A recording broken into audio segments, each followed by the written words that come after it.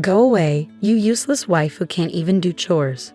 I sat on the floor, feeling small and insulted, while my mother-in-law stared at me angrily. We don't need you. You always look sad. You're just a burden. My sister-in-law, who never helps at home, said mean things. Wait a second, Morris. Your mom and sister are being too mean. I tried to say, but before I could finish, even my husband Mauricio looked disappointed in me. My mom and sister are right. I don't need a wife who can't do chores and work. I have a young girl who helps part-time and is much better. Pack your things and leave, Mauricio said firmly. All three of them kept saying hurtful things, calling me a bad wife. I clenched my fists, feeling angry. After using me all this time, how could they be so mean? Just you wait. I'll make sure you all get what's coming to you. But I looked at the three of them and said without changing my expression, fine, I'll leave. The family that's been putting everything on me will see what happens next. My name's Eleanor. I'm 32 and a working wife. Nowadays, many women work after getting married. And I've kept working at the same company I joined after finishing college because I enjoy it. One morning, while I was getting ready for work, Mauricio asked me, "Hey Eleanor, can you handle this? Tax season is coming," and he handed me a bunch of receipts and invoices. Again, "You should handle the shop's accounting." Mauricio avoided eye contact. "You know I'm better at it, so please." I married Mauricio 5 years ago. He used to work at a restaurant where I'd sometimes go. After a few dates, we decided to get married. Now, Mauricio has his own cafe, but he leaves all the boring tasks like buying things and accounting to me. As I headed out the door, my mother-in-law said, "Eleanor, I want Chinese food tonight. Can you get the ingredients?" "No, you can do it when you get back. Also, Vivian and the kids are coming this weekend. Make sure you cook something they'll like," I reluctantly replied before leaving the house. When we got married, I wanted to live just with Mauricio, but he said we should live with his mom because he was worried about her being alone. So we moved to his big family house. My mother-in-law isn't good at cleaning, and the place was a mess when we moved in. She gets money from her pension but spends most of it eating out because she doesn't like cooking. Mauricio always says that housework is a woman's job, so even though I work too, I have to do all the chores for everyone in the family. On top of that, my sister-in-law, Vivian, who moved out after getting married, often comes back home with her kids. When she's here, I have even more work to do. This morning, when I heard she's coming back this weekend, I thought, oh no, not again. And then the dreaded weekend comes. I'd love to relax on my days off from work, but instead, I have to take care of Vivian's kids and cook while rushing around. Vivian drops a big news on me.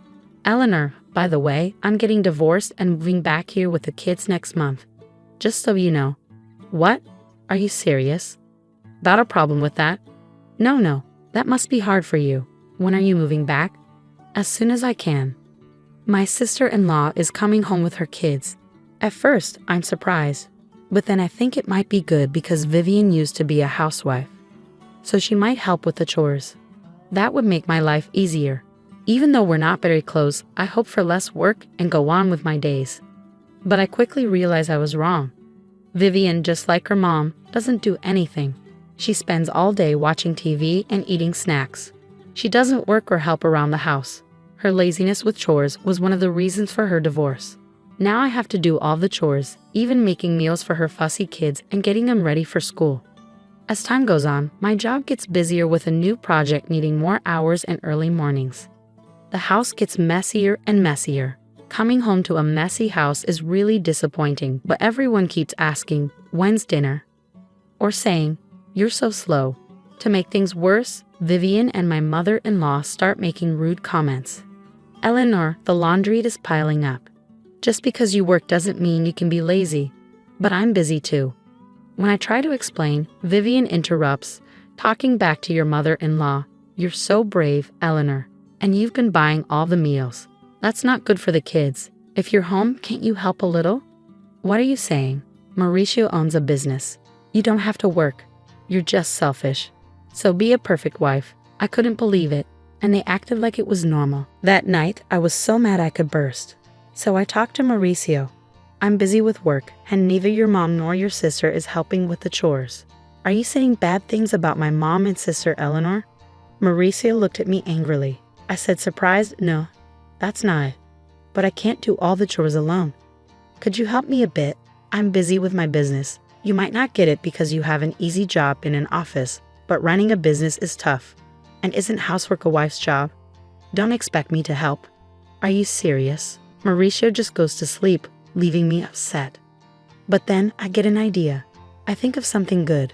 I quickly grab my phone and order some things online before going to bed. A few days later, a bunch of new gadgets arrive. A machine that washes and dries clothes, a robot that cleans, and kitchen tools that cook by themselves.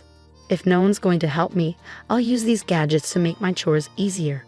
While the delivery guys bring in the new washer, my mother-in-law and sister-in-law arrive. You bought a new washer without asking. The old one still works. But it's old, and this will make laundry faster and easier, I argue. What's all this? A cleaning robot and cooking gadgets.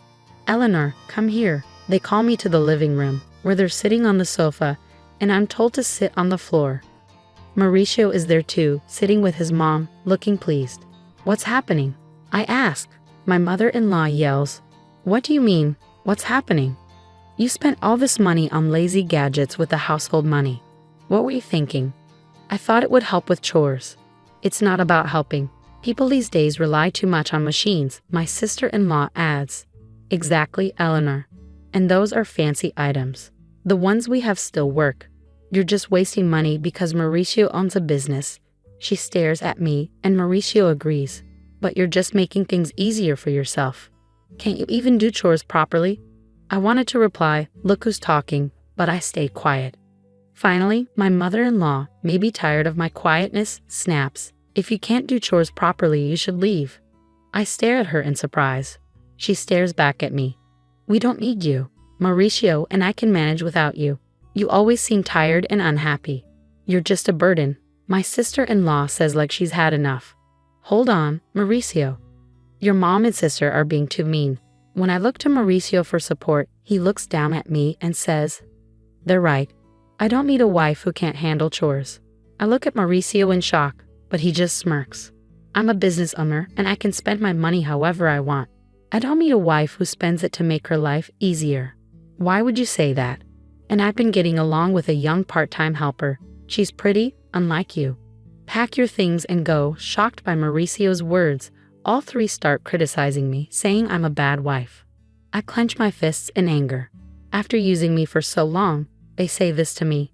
Just you wait, I'll make you sorry, but I stayed calm and said, okay, I'll go. Good will be better without you, my mother-in-law said meanly, and I quietly stood up and put something on the table. Mauricio, let's get divorced. It was a form for divorce that I had prepared earlier. Tired of everything. Okay, I'll sign it. But don't regret it later. Mauricio signed the papers, and I packed my bags and moved to a temporary apartment the same day. No one said goodbye to me. I handed in the divorce papers at City Hall and rented a new place. At the same time, I accepted a promotion at work that I had been turning down because of housework, and I became a department head. I was able to move forward in my career, which I had almost given up on, and I focused more and more on my job. Happy that nobody was there to hold me back, I felt relieved about a week after leaving. My ex-mother-in-law started calling, but I was busy and didn't want to talk to someone who had called me worthless. I kept ignoring her calls. A year later, on a day when I wasn't working, she called again. Thinking it was time to sort things out, I answered, hello? Ah, Eleanor, you finally picked up. Why did you ignore me for over a year? What do you want? Well, how are you? Are you okay? I replied honestly, I'm doing great. Working hard in my own place. I got a better job and more money. I'm living well. Really? Would you think about coming back? She sounded almost desperate, and I asked, surprised, why now? We're having problems. We're running out of money. I couldn't help but smile as I said, oh? Mauricio's cafe isn't even making $11,000 in profit. Huh. And neither you nor your daughter are working. So that makes sense. Eleanor, you knew? Yes, I knew. Mauricio's cafe was only making about $800 a month in profit. I handled the money, so of course I knew. Mauricio's cafe was only making about $800 a month in profit. I handled the money, so of course I knew. Mauricio acted like a big business owner but didn't manage things properly or take care of customers. So he probably didn't know. Of course I knew. I was the one doing all the money stuff and keeping track of what we had. What? Why didn't you tell us? I didn't know you were a big manager at a company and giving so much money for us to live. Yeah, I was giving over $3,000 every month. That's how we all managed. I was adding my money to help because I knew Mauricio's shop wasn't making much. Maybe Mauricio realized he couldn't handle things without my money after I left. Please, Eleanor, come back. Oh, by the way, what happened to Mauricio's shop? Ignoring my ex-mother-in-law's request, I asked, is Mauricio's shop closing next month? Even the part-time helper left him. It's not surprising with such bad management, he can't run a business. And he's too proud to do what he needs to do. No woman would want to be with a man like that. I laughed, and my ex-mother-in-law didn't know what to say. Can we finish? I'm busy, she quickly said. Also, the house has been a mess since you left. She said the house was a mess because no one was cleaning. The house was messy. Nobody was cooking, so they had to buy meals, and they couldn't even buy a new washing machine. It would have been nice if you left those machines, ex-mother-in-law says. What are you saying? Those lazy machines? And why can't I take what I paid for? I shouldn't have said that, but I never thought the house would get like this just because nobody was doing chores, I said, getting a bit annoyed. Isn't it strange that 3 grown-ups can't handle chores? What are your daughter and Mauricio doing? She whispered. Well, Mauricio is sitting at home all day, doing nothing since he found out his shop isn't making money. He said he could spend his money however he wanted because he's a business owner. And Vivian won't work, no matter what I say. She doesn't do chores. And she even asks me for money for herself and her kids. My pension is running out. Really? Your daughter told me she didn't need me because she had you, I said coldly. My ex-mother-in-law tried to be nice again. Please, Eleanor, my pension isn't enough for us anymore. I don't want to go back to that house. Your children are quite the freeloaders, aren't they? She didn't know what to say. As I was about to end the call, she kept talking. Eleanor will change. Please come back. Let's all be happy together again. Sure, be happy with a useless wife, I interrupted, and she struggled with her words but kept begging. I'm sorry for what I said. We're family. Help us. We can't even pay the taxes for the house. We'll have to sell it. I don't have to help you, and I don't want to. Figure it out yourselves. Goodbye from your useless wife. I hung up and blocked her number, ignoring her cries. Sipping my coffee in my tidy apartment, I chuckled. 3 months later, I happened to walk past Mauricio's cafe. It was closed. Even their house was sold. According to a neighbor I met, they sold the house and moved to a small apartment nearby. They caused trouble in the neighborhood, always fighting and making a mess. People complained a lot. They could have worked hard and taken care of their home. But they didn't, which wasn't surprising. I looked at their old house and walked away. Since then, I've focused on my work. Recently, a nice colleague told me he liked me, saying, I love how you work so hard. Let's date and maybe get married. I think my next marriage isn't far off, and this time, I'm excited to find happiness.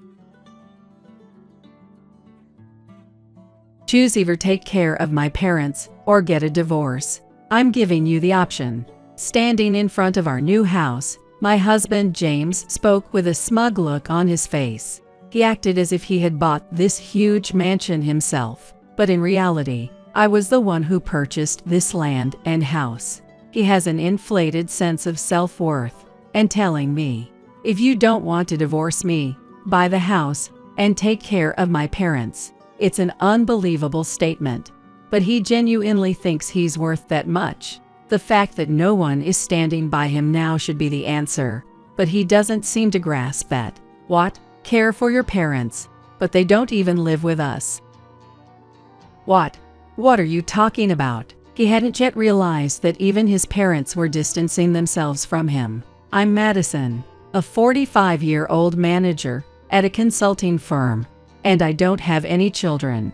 I joined my current company about 6 years ago through a career change. After graduating from college, I worked as a public servant in my hometown for about 2 years, but I became fed up with the lack of fulfillment and decided to change jobs.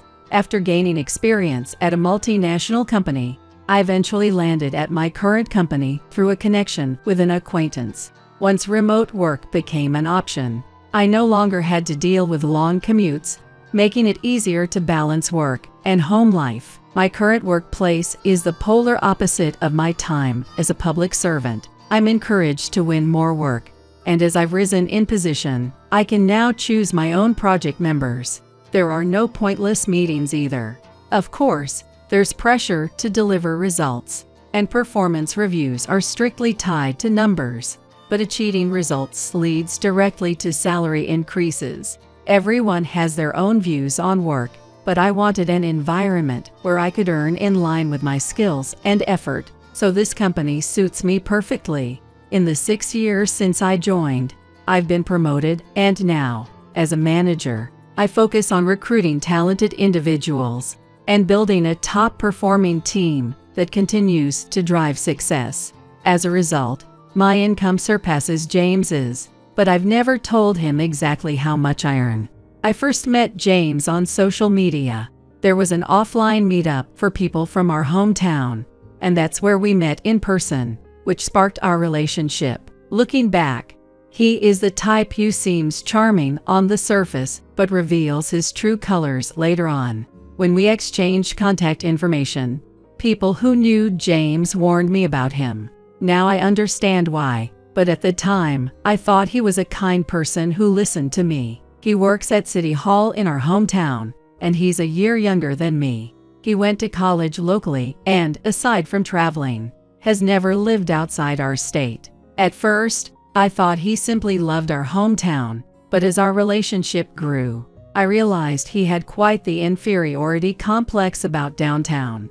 Having actually worked downtown, I can say there's definitely a sense of speed and being at the cutting edge of trends. The number of people, shops, and the heavy traffic were overwhelming at first. However, just because downtown is fast-paced doesn't mean it's superior, and when I'm exhausted, I find myself longing to return home to the quieter pace of life in my hometown. That's why, as soon as remote work became an option, I moved out of my downtown apartment and returned to my hometown. Living downtown all the time can be draining. In the end, I think both places have their pros and cons. I like both, but outside of work, I prefer to spend my time quietly in my hometown. That's all it was, but he often made snide comments about my career, as if it bothered him. If you look at his life path, excelling in school, attending the most prestigious local university, and then securing a job at the local city hall, it's a career that would be praised by relatives who have lived in the same place their whole lives as a way of giving back to the community. In fact, his parents, William and Isabella, were probably relieved when he chose to stay close to their home. His sister, Natalie, had moved away early on and was raising her children in a distant place, which likely made them even happier to have James nearby. They might have imagined that eventually James would marry, have kids, and take care of them in their old age, becoming the envy of others around them. It's no surprise that they both had pampered James, ensuring he wouldn't slip away like Natalie had. But the thing about marriage is that it involves someone else. He may have been sweet to his girlfriends, but once a relationship grew serious enough for him to introduce them to his parents, they would bolt. Apparently, this had happened to James multiple times. I was unaware of this phase of his life, as I had briefly left our hometown after quitting my public servant job, so I learned about these rumors a little too late. After we got married, he began making more and more comments that belittled others. His work at City Hall seemed relatively unchallenging, giving him plenty of time to notice everyone's flaws. He frequently shared complaints about the residents who came to the office, as well as his colleagues and superiors. I get it, there's rarely a workplace where everyone gets along perfectly, and it's only natural to have frustrations. But honestly, the fact that he could criticize every single person so thoroughly seemed to me like a sign that he had too much free time on his hands.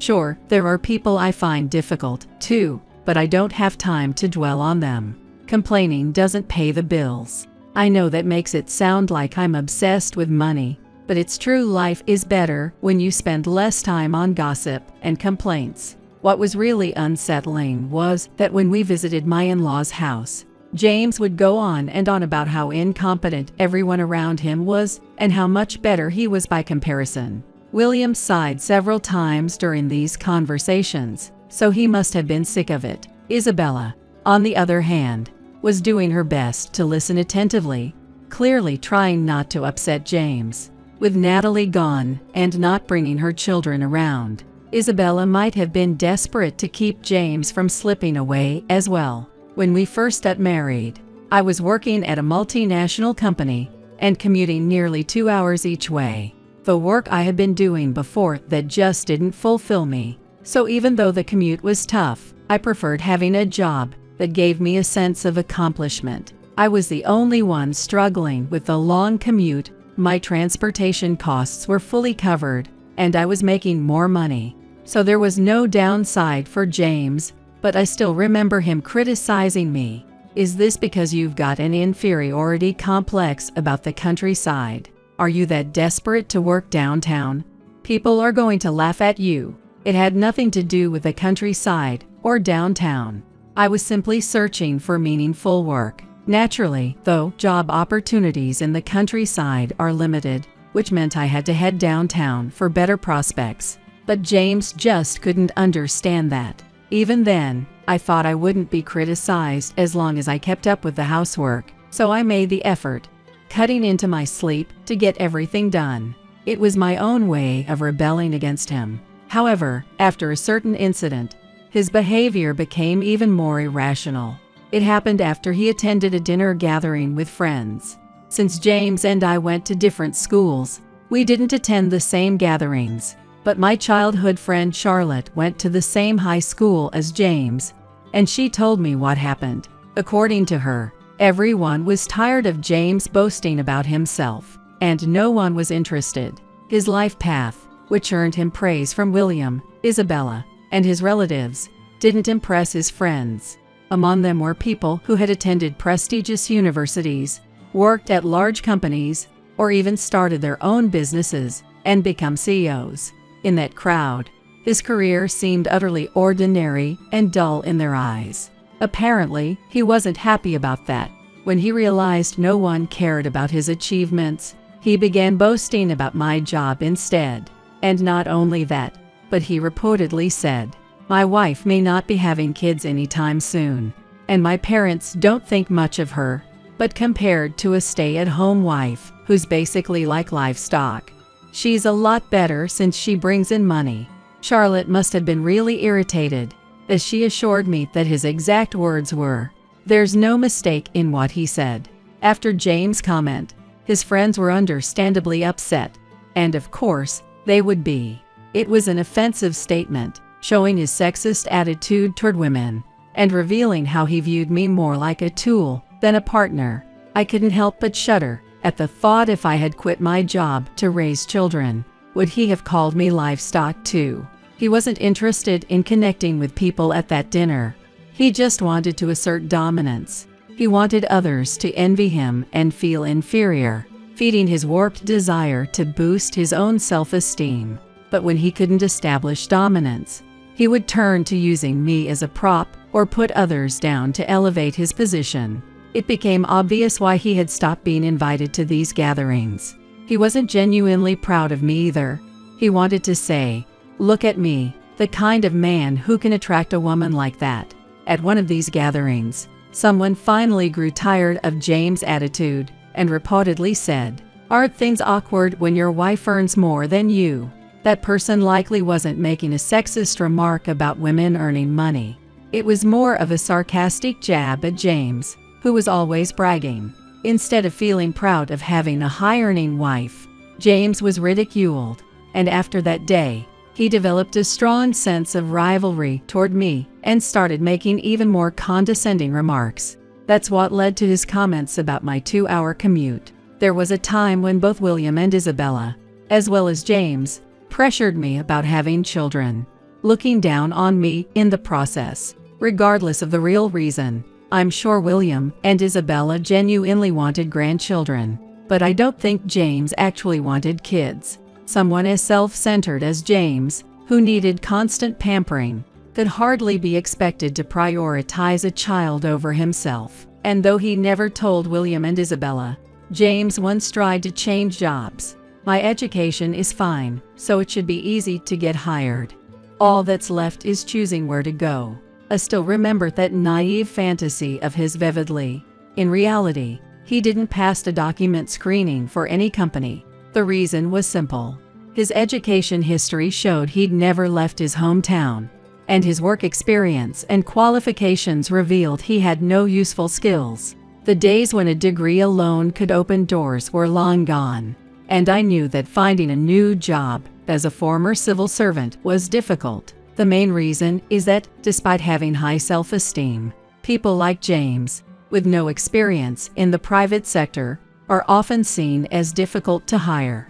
Companies looking for mid-career hires prioritize people who can immediately contribute, so concrete accomplishments and skills are absolute selling points. He had no doubt that just by sending out his resume, he'd quickly be called in for interviews.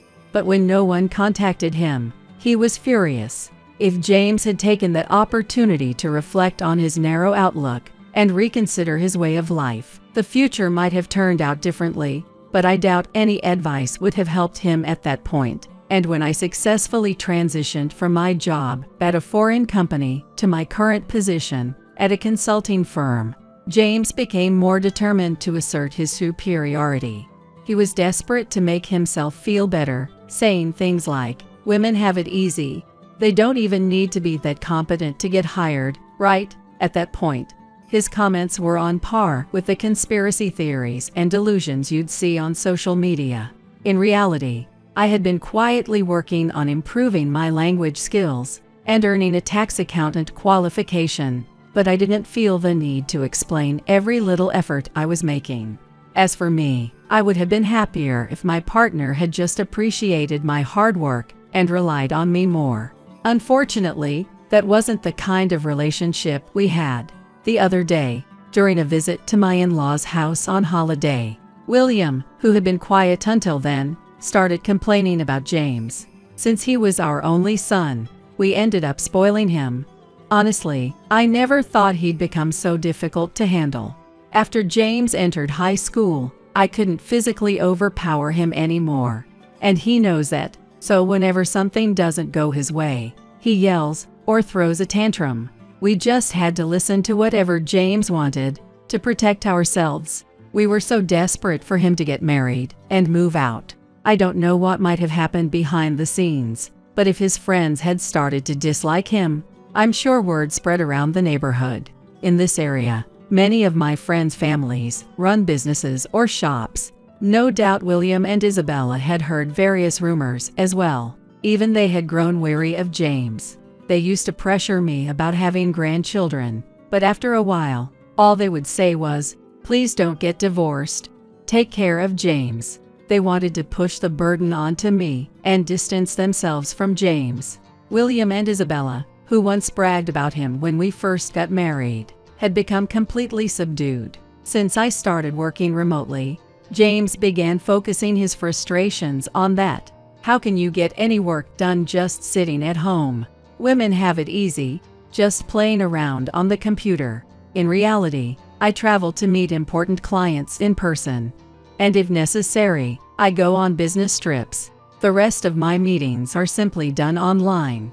The projects my team handles generate significant revenue, and my salary has continued to rise. If I didn't want to hurt his fragile pride, I would have mentioned that I now earn about 4 times his salary, but I stay silent. After all, unlike him, I don't have time to waste gossiping. The responsibility is heavy when things don't go well. You dreamed of working downtown, changed jobs, and now you're stuck with remote work. No, I didn't fail.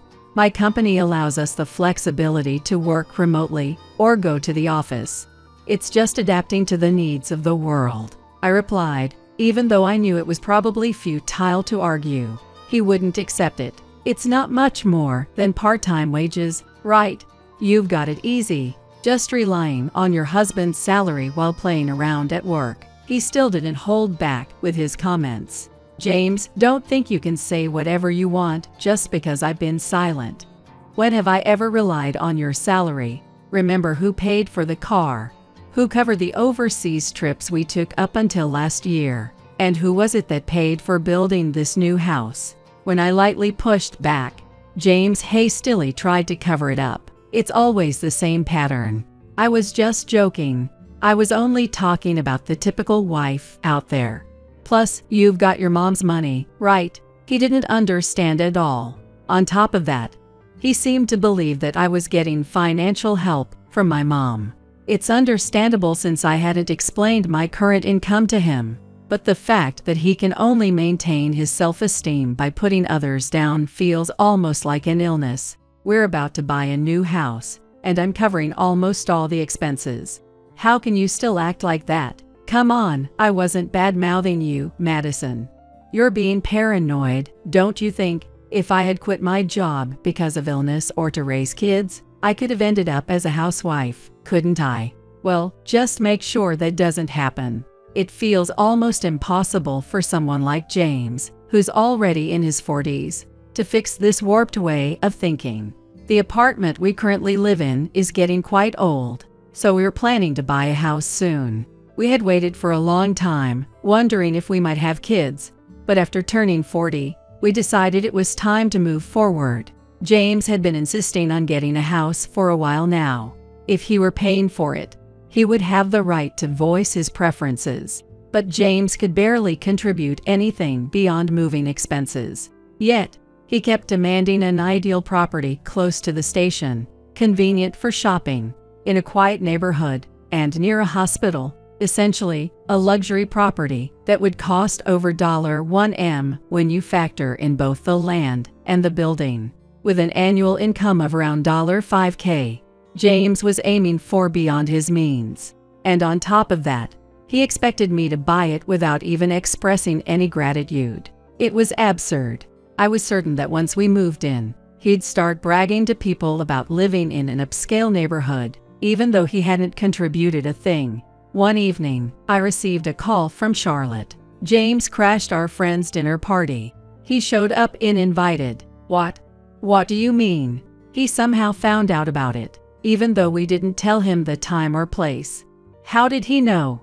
I had no idea either. The only thing I knew was that James had been quietly ostracized by his friends from school. Don't James even have any close friends? No, not at all. I'm sorry, Madison, but everyone genuinely hates him. You didn't know about the dinner, right? No, I had no idea. I didn't tell him anything. I know you wouldn't. But how did he find out? Everyone's really freaked out right now. We agreed not to invite him to dinners anymore, didn't we? Wasn't it because he alienated everyone at last year's gathering? Yay, exactly. That's why we planned this one in secret. I don't know what's going on either. Maybe you should just ask him to leave. We can't do that. Who knows what he might do? I didn't want to burden you with this, but James has been obsessively bothering one of our friends. She got divorced and is a single mom now. No way. What are you talking about? Tell me more. Charlotte's story went like this. There was a woman named Emily who had gotten divorced and was raising her child as a single mother. At a dinner a few years back, she confided in the group about her divorce, and James seemed to take an unusual interest in her story. He made repeated derogatory remarks about her being a single mother, a woman raising a kid on her own. You'd need some shady job just to make ends meet, right? Maybe you're doing something illegal. I wonder what'll happen to a kid raised with that kind of money. Of course, the rest of the group severely reprimanded him. Emily wasn't doing anything illegal. She was working 2 part-time jobs, at a supermarket and a cafe, to make things work. That's horrible. There's no excusing that. He never acted that way before we got married. If he had just said awful things, we could have cut ties and been done with it. But it got worse after that. What do you mean? He started stalking Emily. Stalking? What do you mean by that? He found out the address of her parents' house and went there to ask where she was living and what she was doing for work. And this was all after you two were married. Seriously? Yeah. I didn't want to stress you out with this awful story, so I hesitated to tell you. But I never imagined he'd keep stalking her for this long. Emily even moved twice because of her child's schooling. And yet, James supposedly ran into her near her new house and said hello like it was just a coincidence. People are starting to suspect that he's been using his position at City Hall to look up personal information. This was beyond anything I had imagined. He was apparently even worse than I thought. If the rumors were true, he could face disciplinary dismissal. If that happened, I'd have to support James with my income. Absolutely not. The reason I hadn't divorced him before wasn't because of love, but simply because there wasn't any pressing reason to. Even after realizing what a horrible person he was, we'd spent enough years together in the same home that I felt a slight attachment. But if he was getting involved in affairs or criminal behavior, that was a different story. For now, a few of the guys are taking James out somewhere else to get him away. Emily's not looking great, and the whole mood is terrible. We're thinking of starting the dinner over at another place. Charlotte wasn't the type to spread silly gossip or try to one-up me. Our parents were close, and we'd always been like sisters. If she was saying all this, there was no doubt that James had become a local pariah. I think he has gone too far. Emily's parents are planning to file a complaint with City Hall, not just because of the stalking behavior, but the fact that he's married and doing this in the first place is seriously bad. This isn't just cheating, it's stalking. I'm sorry he has been causing trouble. He said a lot of nasty things to me too, so I probably should have dealt with it more seriously. I'll have to apologize to everyone. You don't need to worry about that. Just make sure you're ready to protect yourself from this mess. A complaint is one thing, but if it escalates, they might go to the police. If that happens, Madison, you'll definitely get pulled into it too, and it'll be a nightmare. After I hung up with Charlotte, I immediately started searching for a private investigator experienced in infidelity cases. The first thing to look into was the stalking of the single mother and the suspicions about leaking personal information. It wasn't likely that City Hall would admit to any mistakes on their part, so it would be quicker to investigate whether James had stolen information on his own. It was impossible to uncover everything happening within City Hall, but considering how James had shown up at an unannounced dinner, I started to wonder if he had an accomplice. I had been planning for a budget of around $20K, but I was willing to spend more if necessary. For a long time, I've been enduring his harsh words. I had meaningful work and was so busy that I could ignore his behavior. But in hindsight, maybe I shouldn't have. It caused trouble for many people. Though it's James' doing, as his wife, I have to deal with it and bring things to a proper resolution. Around midnight, he came home, smelling of alcohol.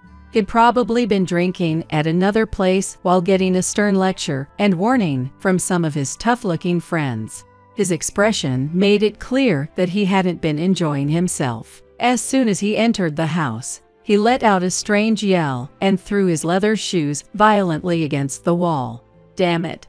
All of them are messing with me. In the quiet of the night, his voice echoed through the residential area. A nearby dog, sensing the commotion, started barking in alarm. Hey, keep it down. It's late, and you're disturbing the neighbors. Shut up, don't you dare tell me what to do, you lowlife. You can't just use words like lowlife as if it's normal. How would you feel if someone said that to you? You wouldn't stand for it, right?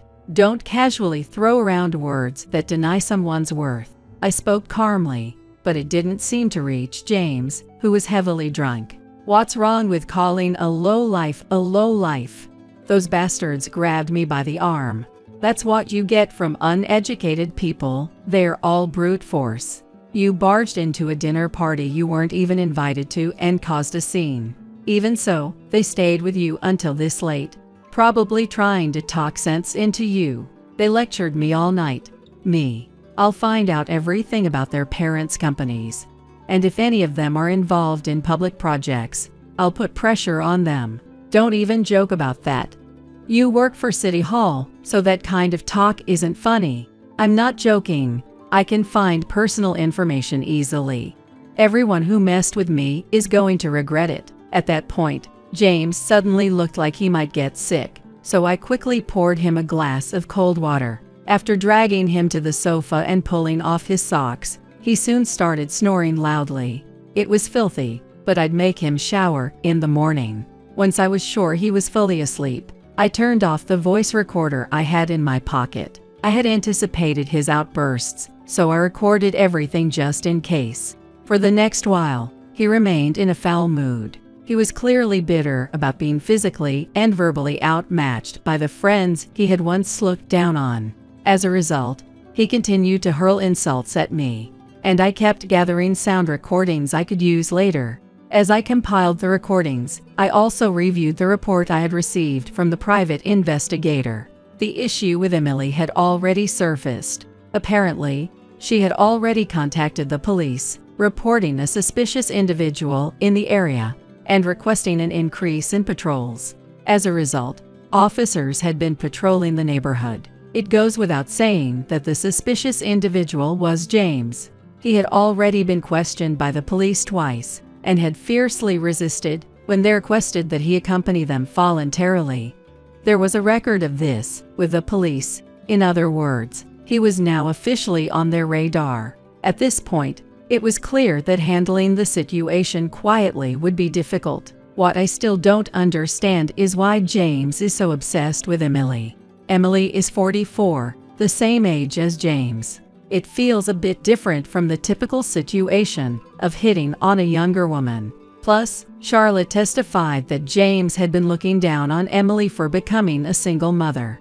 Why would James be chasing after someone he despised? In the meantime, the completion of the new house was approaching. Designing the new place to my liking had become my biggest source of joy.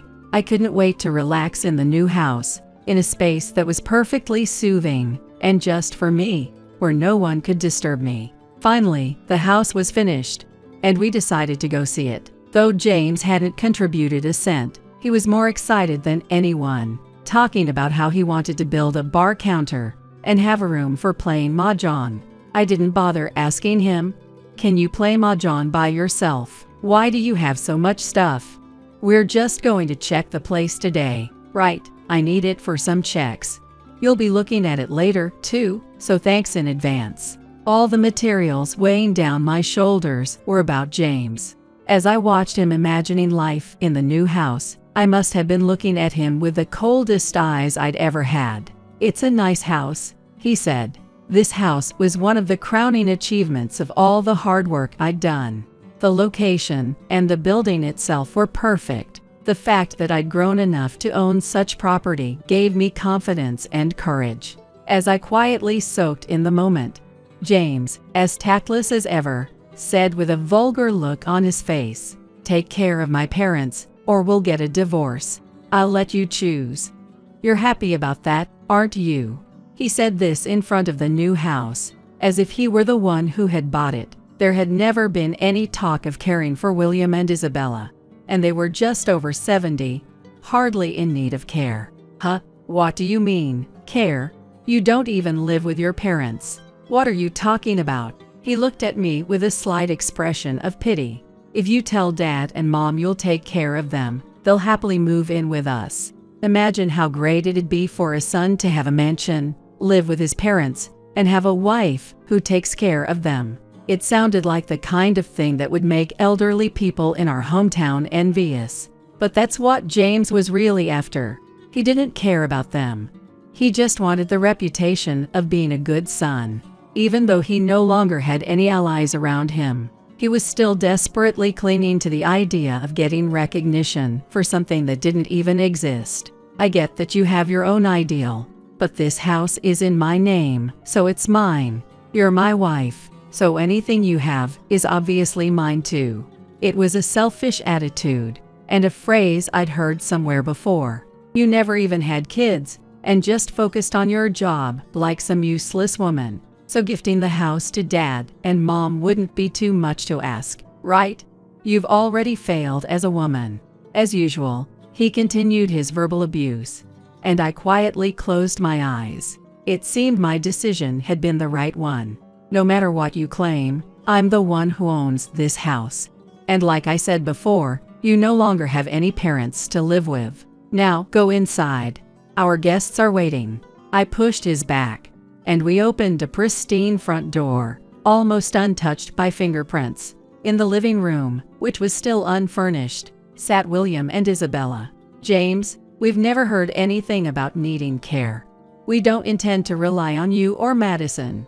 We're planning to sell our current home and move into a senior living facility. Huh? What are you talking about? Out of nowhere. I built you this magnificent house. Be grateful. Go ahead, boast about me to everyone. Just like you always have. I regret that we pushed our expectations on you too much. We spoiled you far too much. We thought we were being strict, but we were wrong. If you didn't do what we said, we'd scold you harshly. And if you did, we'd praise you and buy you whatever you wanted. That was a mistake. We're over 70 now, and we can't keep going along with you, James. You always ridiculed our hometown, so we thought you'd move out. We hoped that getting married might help you grow as a person, but we've heard every cruel thing you said to Madison. You haven't changed at all since school, always keeping yourself afloat by looking down on others. You secretly longed to be downtown, but didn't have the courage to leave. Instead, you blamed us, claiming that we held you back from a better life. That's how you've been keeping your pride intact. What the hell? Shut up, don't mess with me. If you just worked hard, that would have been enough for us. As long as you didn't hurt others or do anything wrong. What? I am working hard. What more do you want from me? We've received 2 calls from the police. What? We're pretty aware of what you've been up to. What are you talking about? I pulled out the documents and looked at James. The calls from the police were about you stalking Emily. They've documented everything, so you won't be able to sweep it under the rug. The second time they asked you to come with them voluntarily, it's recorded that you responded quite aggressively. What the hell? Why do you even know about her? Come on, we're just a year apart, and we grew up in the same town. You might not remember, but Charlotte has been my best friend since childhood. I began spreading out the reports I'd received from the detective. James, you've been living in this magnificent house, all thanks to Madison's salary. Like Madison could make that much money. She's been sitting around at home, pretending to work, basically half a pet. Her parents must have been giving her money. How could you say such a thing? So he still thought that way about me. Why don't you try looking up the name of my company? With a basic level of common sense, you'd probably have heard of it. But maybe that's asking too much from a public servant. What? What did you say? Private sector businesses probably seem far off to you, huh? Yelling won't help you here. Tough luck, right? It must be frustrating not being able to belittle me like you want to. That's a lie. There's no way you're making that much money. If that were a lie, I wouldn't have been able to buy this house or this land. And if I'd received $1 million from my parents, we'd have had to pay gift tax, wouldn't we? My finger stopped on one of the photos. It was of a man lurking near Emily's house, looking toward it from a hidden spot. Anyone would report this, even if it wasn't Emily. There are schools nearby, with children passing by in large numbers. What on earth are you doing? Why were you stalking her?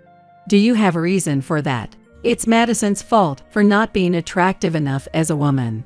She graduated from a better university than me, got into a better company, and makes more money. She's arrogant. But Emily, she has no education, works part-time, and is a single mother. She's the bottom of the heap. She's beneath me, so I gave her attention. Isabella stood up silently and walked outside. She must have felt sick. It looked like she went out to get some fresh air. I didn't realize you were this much of a despicable person. Can you look at this photo too?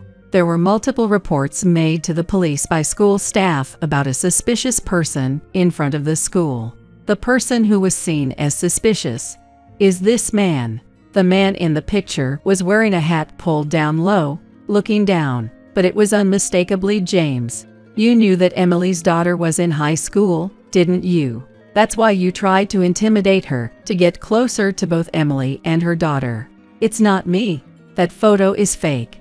And besides, If there are students in a picture, then it's a weekday, right? I'd be at work in City Hall at that time. We've already confirmed that you took the afternoon off on this day. And we also know how you found out the name of Emily's daughter's school. I don't know what you're talking about. I didn't do it. I don't know anything. You accessed personal information at City Hall, didn't you? I told you, I don't know. Where's your proof? Isabella, now feeling calmer, returned. And I explained how James had stolen personal information. I took out my smartphone and played the saved audio for everyone to hear. And this is you, calling the restaurant where the alumni from that school were going to have a meal, asking for details. The voice was unmistakably his. Then another man's voice came on. You know, I didn't think it'd turn into such a big deal the first time you called. I couldn't believe a City Hall employee would do something like that. So I helped you out. But now I realize this involves personal information, so I'll have to decline your request from here on. That was just supposed to be a surprise appearance. Nothing shady about it. It was a few bad friends who caused the trouble. Everyone was so happy when I showed up. Well, they did ask us to call the police. That's a misunderstanding. I work for City Hall, you know. I know all about your family and your personal information. That's a threat, you know. Are you sure you want to say something like that? Hiding things is what City Hall does best. This is your family's precious restaurant, right? You don't want to see it ruined, do you? So just do as I say. Tell the other restaurants too.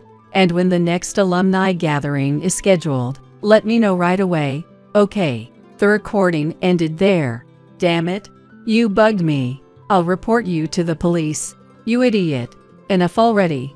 William's roar echoed through the new house, threatening restaurant owners, stealing personal information to find Emily's daughter's school. That's serious crime. And City Hall's already been informed. The restaurant staff now fully understands what you've been up to. That's why they recorded this call. Everyone's useless. A bunch of worthless losers. James, half crying, shouted while William and Isabella looked at him coldly. No matter how much he insulted others, James was clearly the most pathetic person in the room. So, as I said, you'll need to atone for your crimes and apologize to everyone you've wronged. From here on, City Hall and the police will handle things. But to answer your original question, I'm choosing divorce. What? You've got to be joking. You show me this big fancy house, and then tell me I can't live here. You're giving me this house, and then we'll split, right? Don't be ridiculous. Didn't William and Isabella just say they're moving into a facility? This house is for me and Mom to live in. If we're getting divorced, there'll be a division of assets. No matter what the reason, you can't refuse to split the assets during a divorce. I don't have any savings, so I'll be getting half of Madison's. Get a grip. Do you even know what's coming for you? Are you seriously going to beg for money from the person you've been looking down on all this time? Aren't you embarrassed? Why wouldn't I take what I can get? That's just smart. True, you can't refuse a division of assets, but that let the guilty party walk away with an advantage, right? That's why there's something called compensation in divorce cases. I've been keeping records of all the verbal abuse and emotional distress you've caused. And once it comes to light that you've been accessing personal information illegally, you won't be able to keep your job. Think you'll still be able to find work here in this town? The restaurant owners, the police, and the school staff all know what you've been doing, and they've all agreed to cooperate fully with the investigation. I've been keeping records of all the verbal abuse and emotional distress you've caused. And once it comes to light that you've been accessing personal information illegally, you won't be able to keep your job. Think you'll still be able to find work here in this town? The restaurant owners, the police, and the school staff all know what you've been doing, and they've all agreed to cooperate fully with the investigation. James, give it up. You have no right to take the wealth that Madison has saved on her own. You're 44 years old, have no children, and yet you have no savings. That only proves how uncooperative you've been in this marriage. Do you really want to shame yourself further by discussing this in court? even if you're forced to pay compensation during the divorce proceedings. Do you still want money that badly? In the end, I was bluffing, gambling on this last statement. If James truly had no shame or pride, he would have ignored everything and demanded the money anyway. But I knew how James's pride worked. If I provoked him just a little, he'd get angry and give up on the conversation altogether. James finally fell silent, his words caught in his throat, and with that, the grand house officially became mine, and I invited my mom, who hadn't been her lively self since losing Dad, to come live with me. William and Isabella had started touring senior living facilities. It seemed they were exploring different options, without being too fixated on staying local, enjoying some couple time along the way. Meanwhile, from what I heard from Charlotte, James's harassment of Emily's daughter infuriated Emily. Though Emily tends to be passive about things involving herself, it was a completely different story when it came to her daughter. She shared information about the suspicious behavior with the school staff and other parents, and consulted with the police. The biggest issue, though, was James's unauthorized access to personal information, which turned into a serious matter. News of his punishment and dismissal for gross misconduct was quietly reported in the local newspaper's social section. James, whose face and name had become too well known in the area, struggled to find even part-time work after that, and ended up relying on William and Isabella for support. Apparently, he said something noble like, "Let's all live happily together as a family. I'll take care of everything." But William and Isabella no longer trusted him. He's all talk and no action, as usual. Isabella, who once called James her pride and joy, had completely given up on him. Now, she found more joy in going out with William, which seemed like a positive change. As for me, I plan to keep working at my current income level for another 10 years if I can, so that I can handle both caring for my mom and planning for my own old age at my own pace. I've realized that I'm the type of person who can live alone.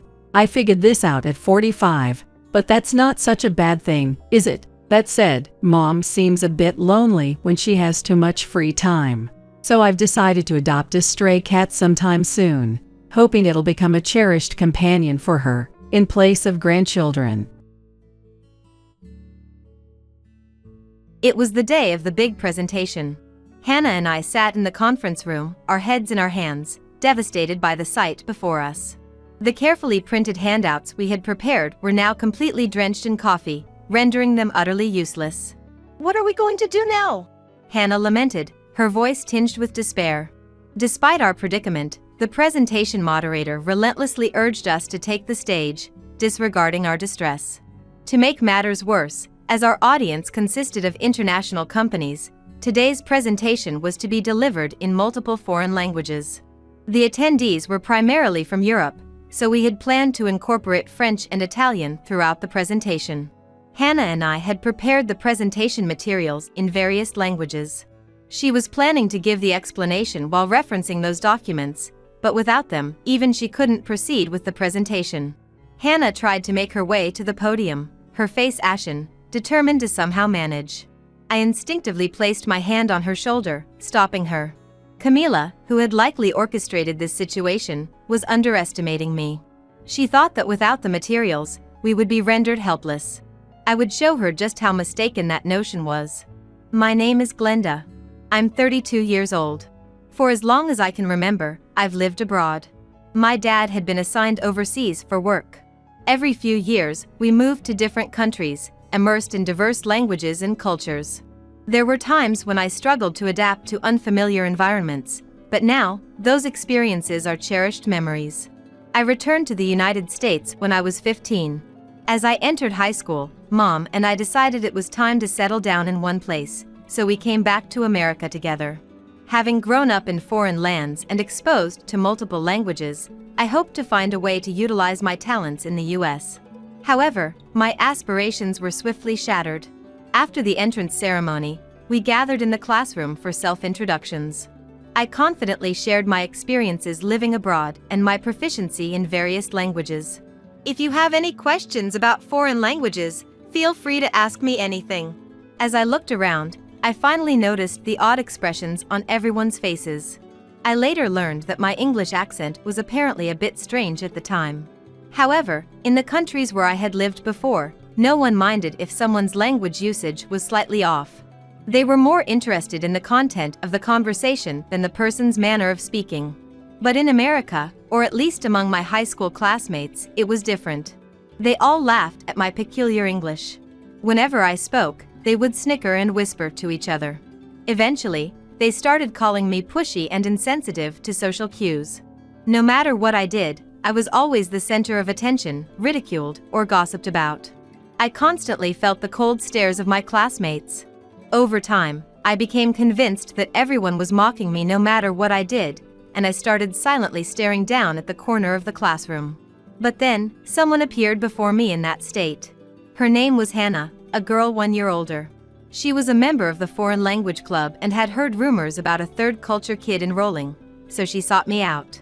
By that point, I had become terrified of drawing attention, so I tried to send Hannah away when she approached me, but she kept coming to see me. Perhaps she was curious about why I was so guarded despite her repeated attempts to talk to me. One time, she asked me the reason.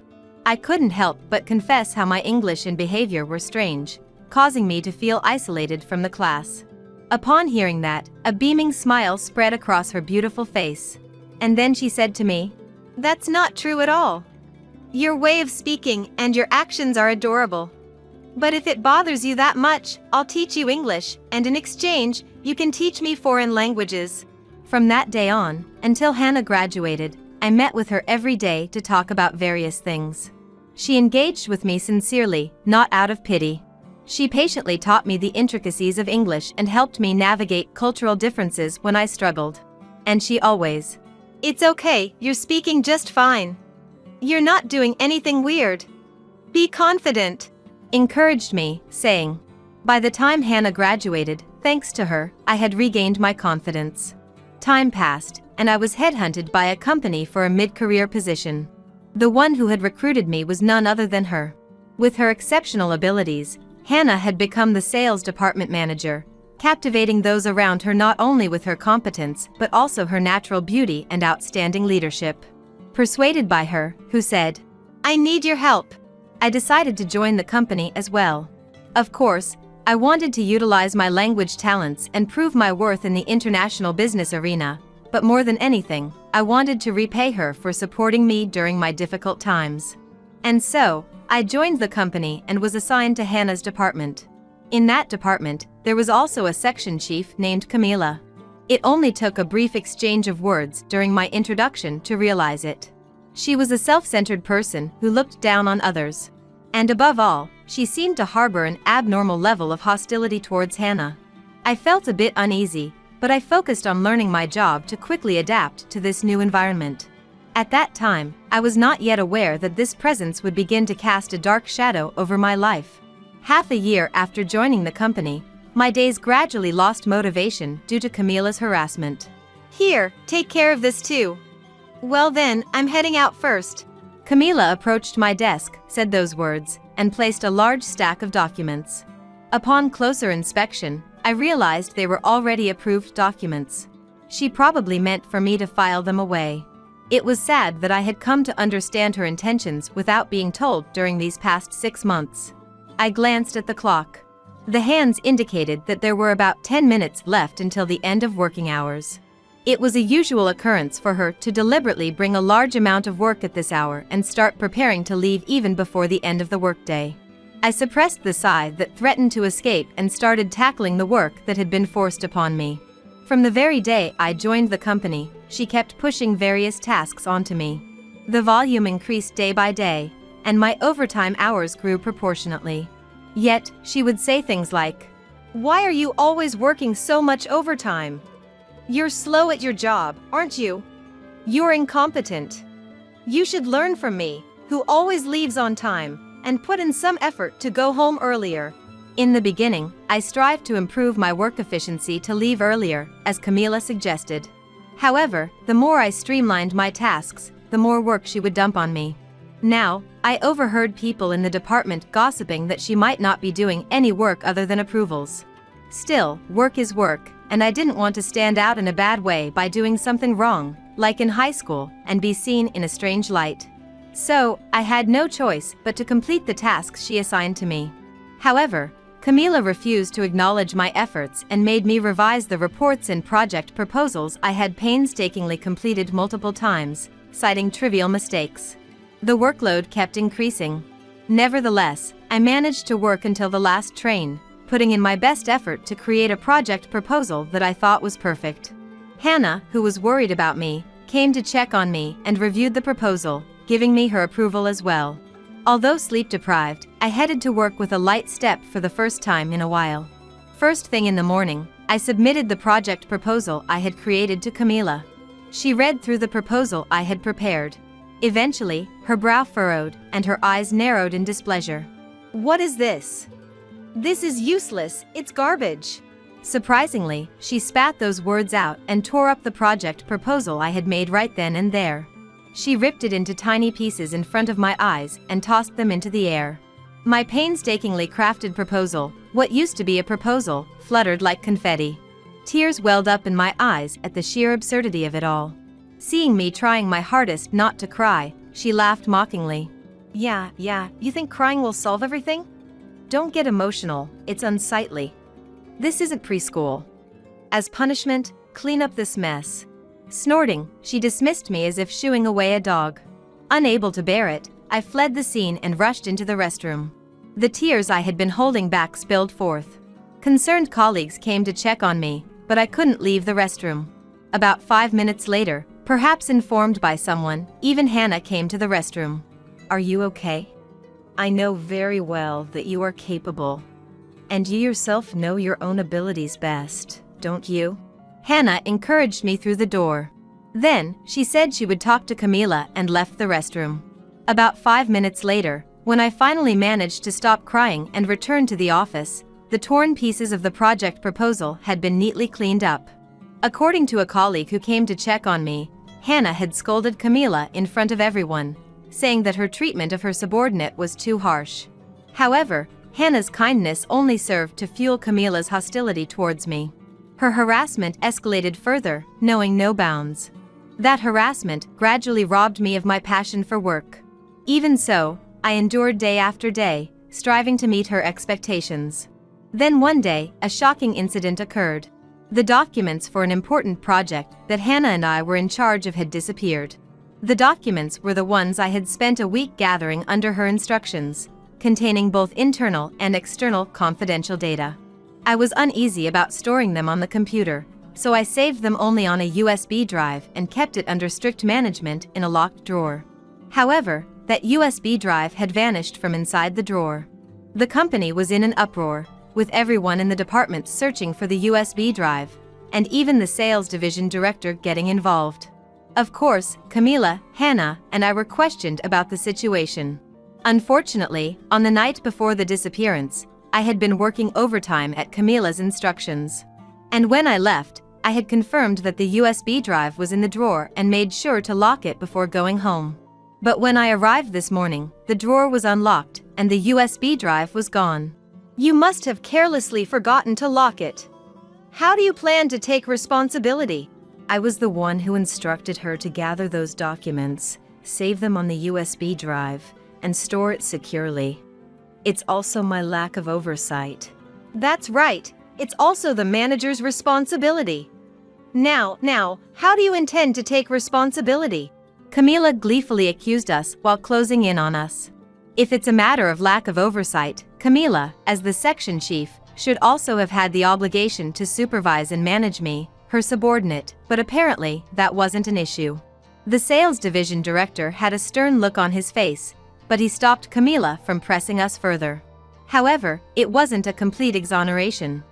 He only said that he wouldn't pursue responsibility until the investigation results were out. Moreover, we were strictly told to thoroughly manage data from now on. The sales division director probably believed that I had lost it. My reputation might have taken a significant hit, but there was something more important at the moment.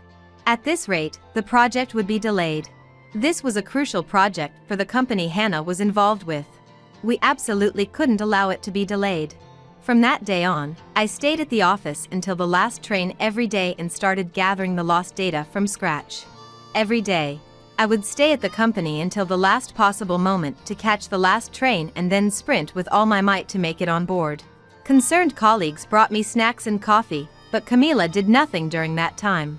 On top of that, she kept pushing miscellaneous tasks onto me as usual and repeatedly threw mocking words at me while sneering. "You really do love working overtime, don't you? You're so incompetent that you can't earn money otherwise. I'll bestow some work upon you out of pity." Saying that, she would dump miscellaneous tasks that anyone could do on me right before the end of working hours. And as always, she would leave on time. Fed up with the situation, a colleague took on the tasks Camila had pushed onto me, allowing me to focus on my own work. I immersed myself in rebuilding the data. At times, I felt like crying from exhaustion, but I couldn't give up. And with the project deadline approaching, I finally managed to reconstruct the lost data and successfully complete the project. Hannah was genuinely delighted by my success, and all my colleagues praised my efforts. Camila also commended me, but I didn't miss the evident jealousy in her eyes. Thanks to Hannah and my achievement of brilliantly leading an important project that was on the brink of delay to great success, we were entrusted with an even more significant project. It was a presentation at a certain famous overseas company. Moreover, it wasn't just any presentation. It was a competitive presentation where multiple rival companies would also be present. That company had been operating primarily in Europe and Asia, with employees and business partners mostly from overseas. It was the first time an American company had the opportunity to give a presentation. If we could succeed in this presentation and secure a deal, it would open up prospects for transactions with European and Asian companies as well. It was a chance we couldn't afford to miss for the further development of our company. I was given the opportunity to handle such an important presentation that held the future of the company in the balance, together with Hannah. The passion for work that had been extinguished by Camila's numerous instances of harassment reignited within me. I had numerous discussions with Hannah and proceeded with the preparations for the presentation. We created project proposals and materials, received Hannah's feedback, and revised them day after day. However, unlike being forced to redo them countless times by Camila for no reason, the revisions had clear purposes, so it didn't feel like a burden at all. In fact, it was almost enjoyable. During that time, Camila was eerily quiet. It was strange, but anyone would understand that it would be problematic to interfere with a presentation that held the company's future in the balance. I concluded that even Camila possessed that level of common sense and decency. And finally, the presentation materials were completed. From the perspective of the client, we created materials that addressed their concerns and made them feel confident in entrusting the project to our company. Upon seeing the finished materials, even Hannah's eyes welled up with tears. "It's perfect! I've never seen such outstanding materials before. With this, they'll definitely choose our company." Hannah reviewed the materials with a serious expression multiple times before saying those words to commend me. I felt overjoyed to the point of wanting to jump up and down, having my painstakingly crafted materials, which I had worked on to the point of almost missing the last train numerous times, be recognized. On the day before the presentation, we proceeded with the preparations by printing the materials and compiling any potentially necessary data onto USB drives. For the first time in a while, I went home early to rest my body in preparation for the next day. And then, the day of the presentation arrived. Hannah and I were in the conference room that served as the presentation venue, holding our heads in our hands. The documents that had been printed and packed in a bag were, for some reason, completely drenched in coffee. Of course, I hadn't put any beverages inside the bag that also contained a laptop. In fact, I hadn't put a single item that contained moisture in it. Yet, the documents that were perfectly fine when I checked them 30 minutes before leaving the company were now soaked in coffee. And to make matters worse, even the laptop and USB drives were drenched in coffee. I had put them in a sealed plastic bag to prevent any accidents, but even inside that plastic bag, a generous amount of coffee had been poured. The pleasant aroma of slightly expensive milk coffee that could be purchased from the paper cup vending machine installed in the company filled the air. I recognized that smell. It was the smell of the coffee Camila always drank while slacking off and pushing work onto me. The thought that I had smelled it frequently enough to remember it made anger suddenly well up inside me. Oh, what should we do now? Beside me, as my anger grew, Hannah lamented while still holding her head in her hands. Disregarding our situation, the moderator of the presentation urged us to take the stage. Hannah looked around with a pale face. As we remained unmoving, not getting on stage or presenting any materials. If you're not going to present, then leave. Impatient voices from rival companies started to rise, saying, even so, being an overseas company, today's presentation was to be conducted in foreign languages. Moreover, since the person in charge was from the European region, the plan was to incorporate not only English but also French and Italian. The presentation materials had been prepared in various languages. Hannah was supposed to provide explanations while referencing them, but even she probably couldn't give the presentation without the materials. With an ashen face, Hannah still tried to make her way to the podium somehow. Instinctively, I placed my hand on her shoulder and stopped her. I didn't like standing out. The thought of being looked at strangely by everyone again, like in my high school days, or returning to a life where I was laughed at no matter what I did, made my legs tremble with trauma. However, Hannah, who had helped me out of those days, was in trouble. If I couldn't do anything here, when would I ever be able to repay the favor from back then? Camila was likely underestimating me. She thought that without the materials, I wouldn't be able to do anything. I would show her how naive that notion was. I smiled at Hannah and stepped onto the stage with shaking legs. Everyone's gaze focused on me. To dispel my fear, I deliberately put on a beaming smile. Everyone, I apologize for the wait. It seems our company's bag disappeared along with the materials using some kind of trick. While switching between French, Italian, German, and Chinese, I struck a pose in front of my chest, mimicking a magician. Laughter erupted from the host's table, where an irritated atmosphere had been looming. The opening wasn't bad. With this, I could somehow manage. But don't worry, all the materials are in my head. We will deliver the physical documents at a later date, so for now, would you be so kind as to listen to my talk? With that introduction, I began the presentation in various languages. Of course, it was a lie that I had memorized all the materials.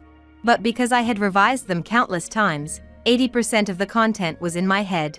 I primarily used French, supplementing complex points with various languages from different countries. Before I knew it, everyone in the venue was listening intently to my talk with serious expressions, and when the presentation ended, the room was filled with applause and words of praise. The subsequent Q&A session was also lively, with numerous questions being exchanged. My presentation had achieved success beyond expectations. After the presentation, I stepped down from the stage, feeling relieved. The fear and anxiety in my heart had transformed into confidence and a sense of accomplishment. Glenda, you did great. The presentation was a huge success, as expected of you. Hannah, who usually spoke in a calm voice, rushed over to me, overcome with emotion.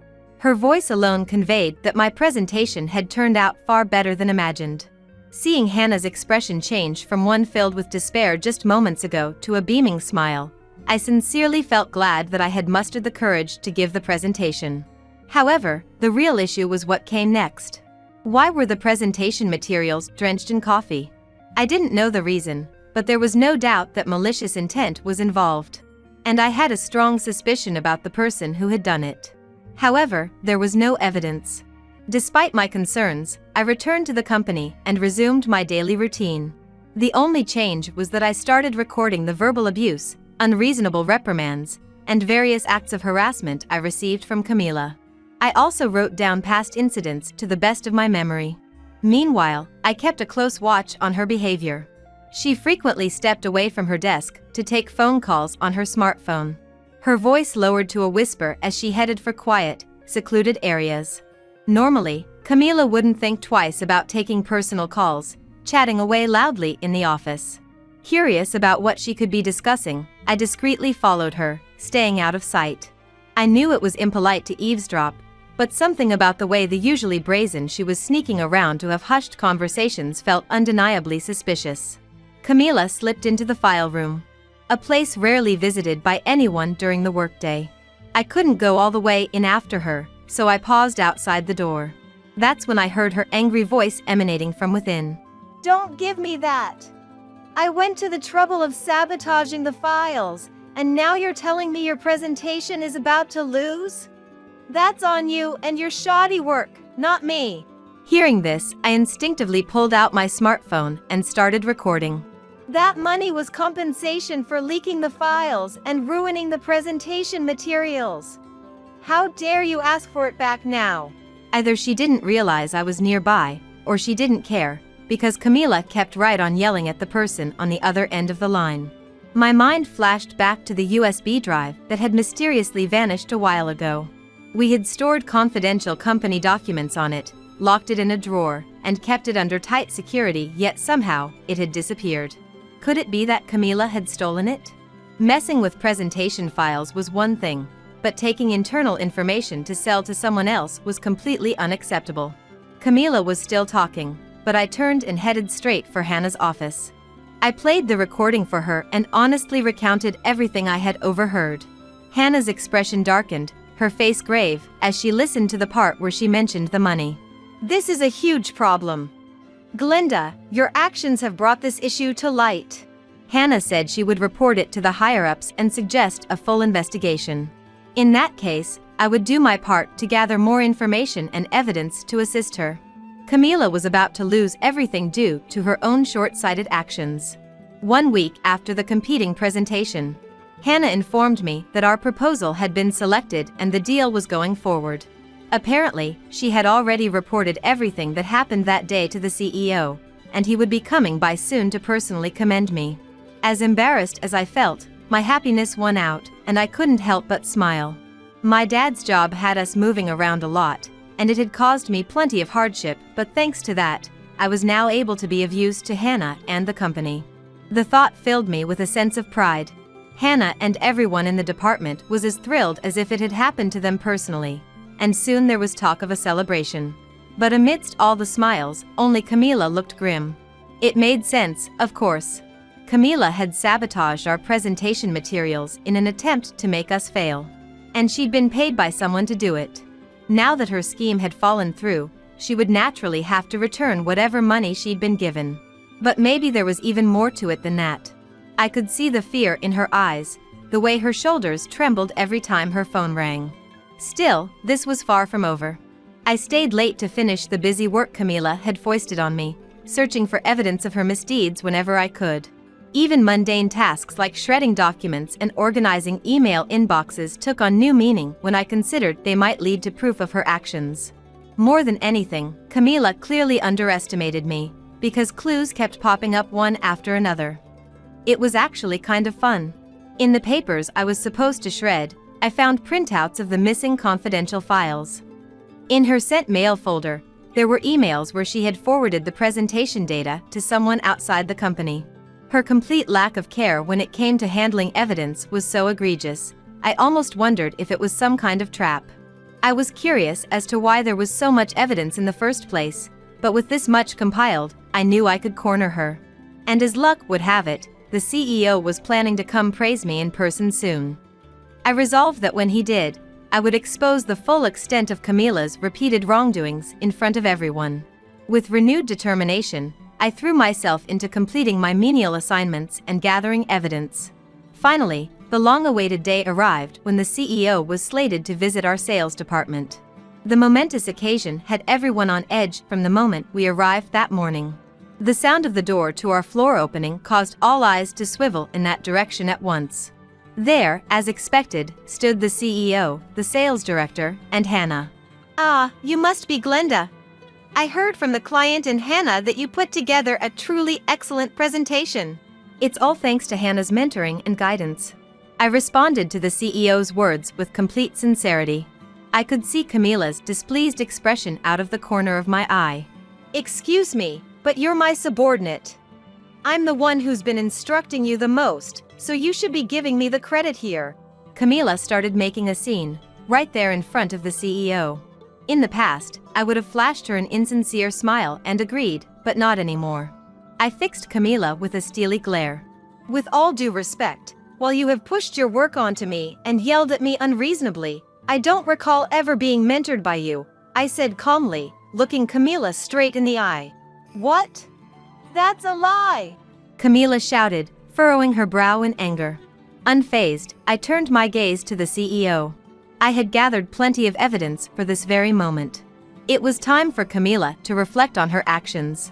Mr. CEO, while the department heads may have already reported this to you, she has been treating her subordinates unreasonably and dumping her work on them. Not only that, she's even been causing damage to the company. Huh? What nonsense are you spouting? I wonder which one of us is spouting nonsense here, I retorted, brushing off Camila's vehement denial as I presented the additional evidence I had collected. I reiterated how Camila had handed over important documents to someone in exchange for money and how she had tried to sabotage our presentation. Isn't that right, Camila? I confronted her directly. However, a malicious smile spread across Camila's face. Don't lie! That was all you and Hannah, wasn't it? You're trying to pin the blame on me, she accused, her voice dripping with venom. What? I was taken aback by Camila's sudden allegation. Hannah too seemed shocked to find herself implicated, unable to hide her surprise. Seeing our reactions, Camila's malevolent grin only deepened. Think about it logically. You claim you found evidence in the trash and emails I dumped on you, but do you really think I'd handle important things so carelessly? No way.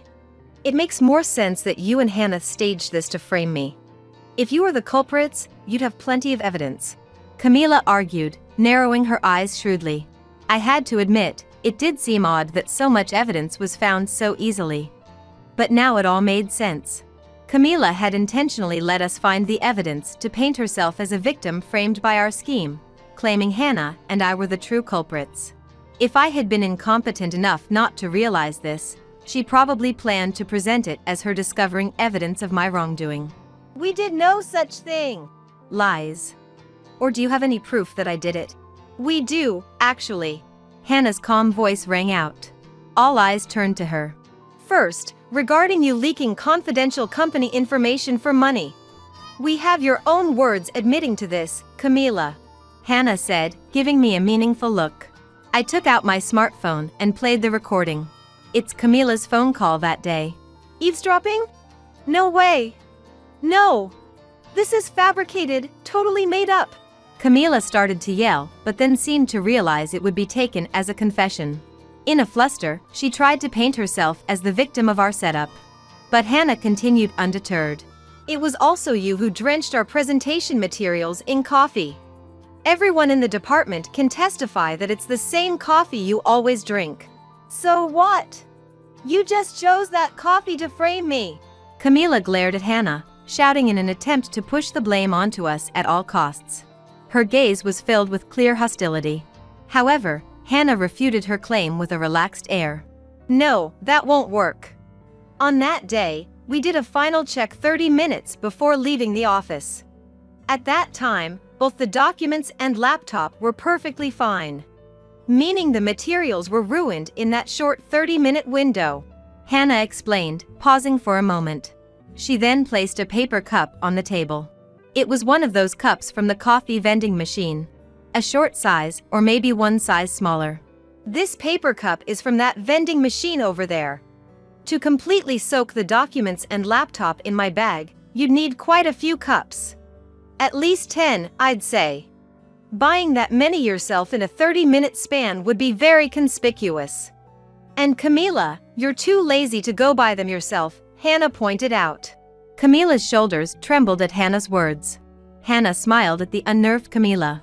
Our colleagues in the department testified that you had various people fetching coffee for you that day. Many witnessed the untouched coffee cups lining your desk. This was shortly before our departure time. And after we left, those many cups had vanished from your desk and our documents and laptop were drenched in coffee. Anyone can figure out what that means, Hannah said pointedly. Despite Hannah's sharp reasoning, Camila stubbornly continued making excuses. I don't know what you're talking about. Everyone's just trying to frame me because they're jealous of how talented I am. Since joining the company, I had never once seen her do any real work. I couldn't fathom how anyone could be jealous of her talent. I could understand if everyone thought this lazybones. I won't forgive her when it came to her. I found myself curious about how Camila's mind worked to reach such conclusions. That's not true at all, these are the facts. But hypothetically, if that were the case, why do you think you ended up in a situation where your entire department is trying to frame you? Perhaps you should ask yourself that. Hannah admonished Camila in a calm voice. In contrast, Camila bit her lip, her face contorted with rage. But Hannah didn't stop there. We also know from email correspondence, phone records, and security camera footage that you stole confidential company information and tried to sabotage the presentation to damage the company. The CEO is already aware of this. At those words, the color drained from Camila's face. She looked at the CEO in a panic. The CEO stared back at Camila with contempt in his eyes. Not only damaging the company, but trying to pin your crimes on someone else? I never thought you were that kind of person. Camila's face turned ashen at the CEO's words. Everyone in the department, including the head of sales, looked at her with cold, unforgiving eyes. No way! Everyone knows I'm talented. It's the company's fault for promoting someone like Hannah over me. That's why I wanted to force Hannah's favorite to quit and ruin their career. I did nothing wrong. Camila insisted like a petulant child, seeking agreement from those around her. But of course, no one took her side. Even the CEO held his head in his hands. Hiring you was the biggest mistake of my life. But fortunately, it's a mistake that can be easily corrected, he said, eyeing Camila with a quiet fury. Camila, incompetent and nasty people like you are fired. I won't forgive you for the damage you've caused our company, so be prepared for the consequences. Fired? You're firing me? Camila let out a scream of disbelief, her face deathly pale. As she struggled to accept reality, Hannah, the head of sales, and everyone in the department nodded emphatically in agreement with the CEO's decision to fire her. I too smiled at Camila. That's right, you're the one being fired. At my words, Camila crumpled to the ground. Afterwards, Camila was officially terminated. Apparently, the upper management's investigation revealed that Camila had committed many more offenses that even I wasn't aware of. The USB drive containing confidential company information that I was suspected of losing? It turns out she had stolen that too. The CEO and Hannah expressed their gratitude, saying that my accusation had prompted the higher-ups to launch a full investigation, exposing many of Camila's misdeeds. It seems the information Camila stole was sold to competitors, causing our company to lose profits to rival firms. Not only was she fired, but she's also being sued for damages. While Camila likely has the money she earned from selling our company's information, the funds she received in exchange for sabotaging the competitor's presentation will probably have to be returned at their demand. I don't know what will happen to her now that both the company and her client are demanding money from her, but her future is certainly bleaker than mine ever was in high school. With Camila gone, the vacant section chief position was somehow given to me. I told Hannah that there were many people more suited for the role than me, as I hadn't even been with the company for a year, but she wouldn't hear of it. In fact, everyone in the department recommended me for the position. They said that seeing me work diligently without complaint, even as Camila treated me like a servant and harassed me, made them want someone like me as their boss. Hannah promised to personally teach me about management and other necessary skills. While I'm anxious, I'm also excited for this new step in my career. Even as section chief, I won't become like Camila. I'll continue to work hard for the sake of the department and the people who believe in me.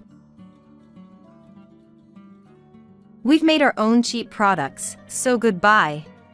Those were the sudden words from Daisy, the daughter of the president of a longtime client company. I understand. We won't deliver to you ever again, I managed to say in a strained voice. Daisy laughed gleefully, clearly pleased with herself. But her laughter won't last long. I returned to my company, determined to get back at her, and began preparing to confront her. The next day, Antonio, the president, showed up looking pale. My name is Agatha. I lost my husband early on and have been supporting the company he left behind ever since. At first, I struggled as I didn't know what I was doing and things weren't going well. But I knew I couldn't continue like this, so I visited companies my husband had connections with and desperately pleaded with them to teach me the business. I absorbed everything they taught me, and once I gained the recognition of my employees as their president, I studied even harder. My employees supported me in various ways, developing unique technologies and creating hit products for me. I grew increasingly determined never to let this company go under. As I worked tirelessly, I suddenly realized I was already 65. At an age when most office workers retire, I was still going strong. Of course, my successor had already been chosen from among the executives who had supported me for many years. Still, I loved my job and wanted to continue as long as my body would allow, and my successor understood that. Today was our annual New Year's party. The atmosphere of the venue had changed significantly since I was young, but it was an event we never failed to hold. The New Year's party was always held in a hotel banquet hall in a buffet style. As the appointed time arrived, the presidents of companies related to mine would show up. I was 65 now, so I had experienced my fair share of generational changes. The faces in attendance were a little different from last year, so I surveyed the room with a deep sense of nostalgia. This time, I was participating with the male employee who would become the next president. I had told him to make sure to communicate with those around him and conduct himself in a manner befitting a president. As I watched over him making the rounds with a slightly nervous expression, I also greeted the presidents of companies I had relationships with. Many of the presidents of companies who had helped me when I was young were also in attendance.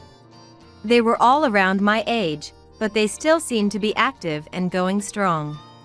Seeing everyone as energetic as they were last year put me at ease.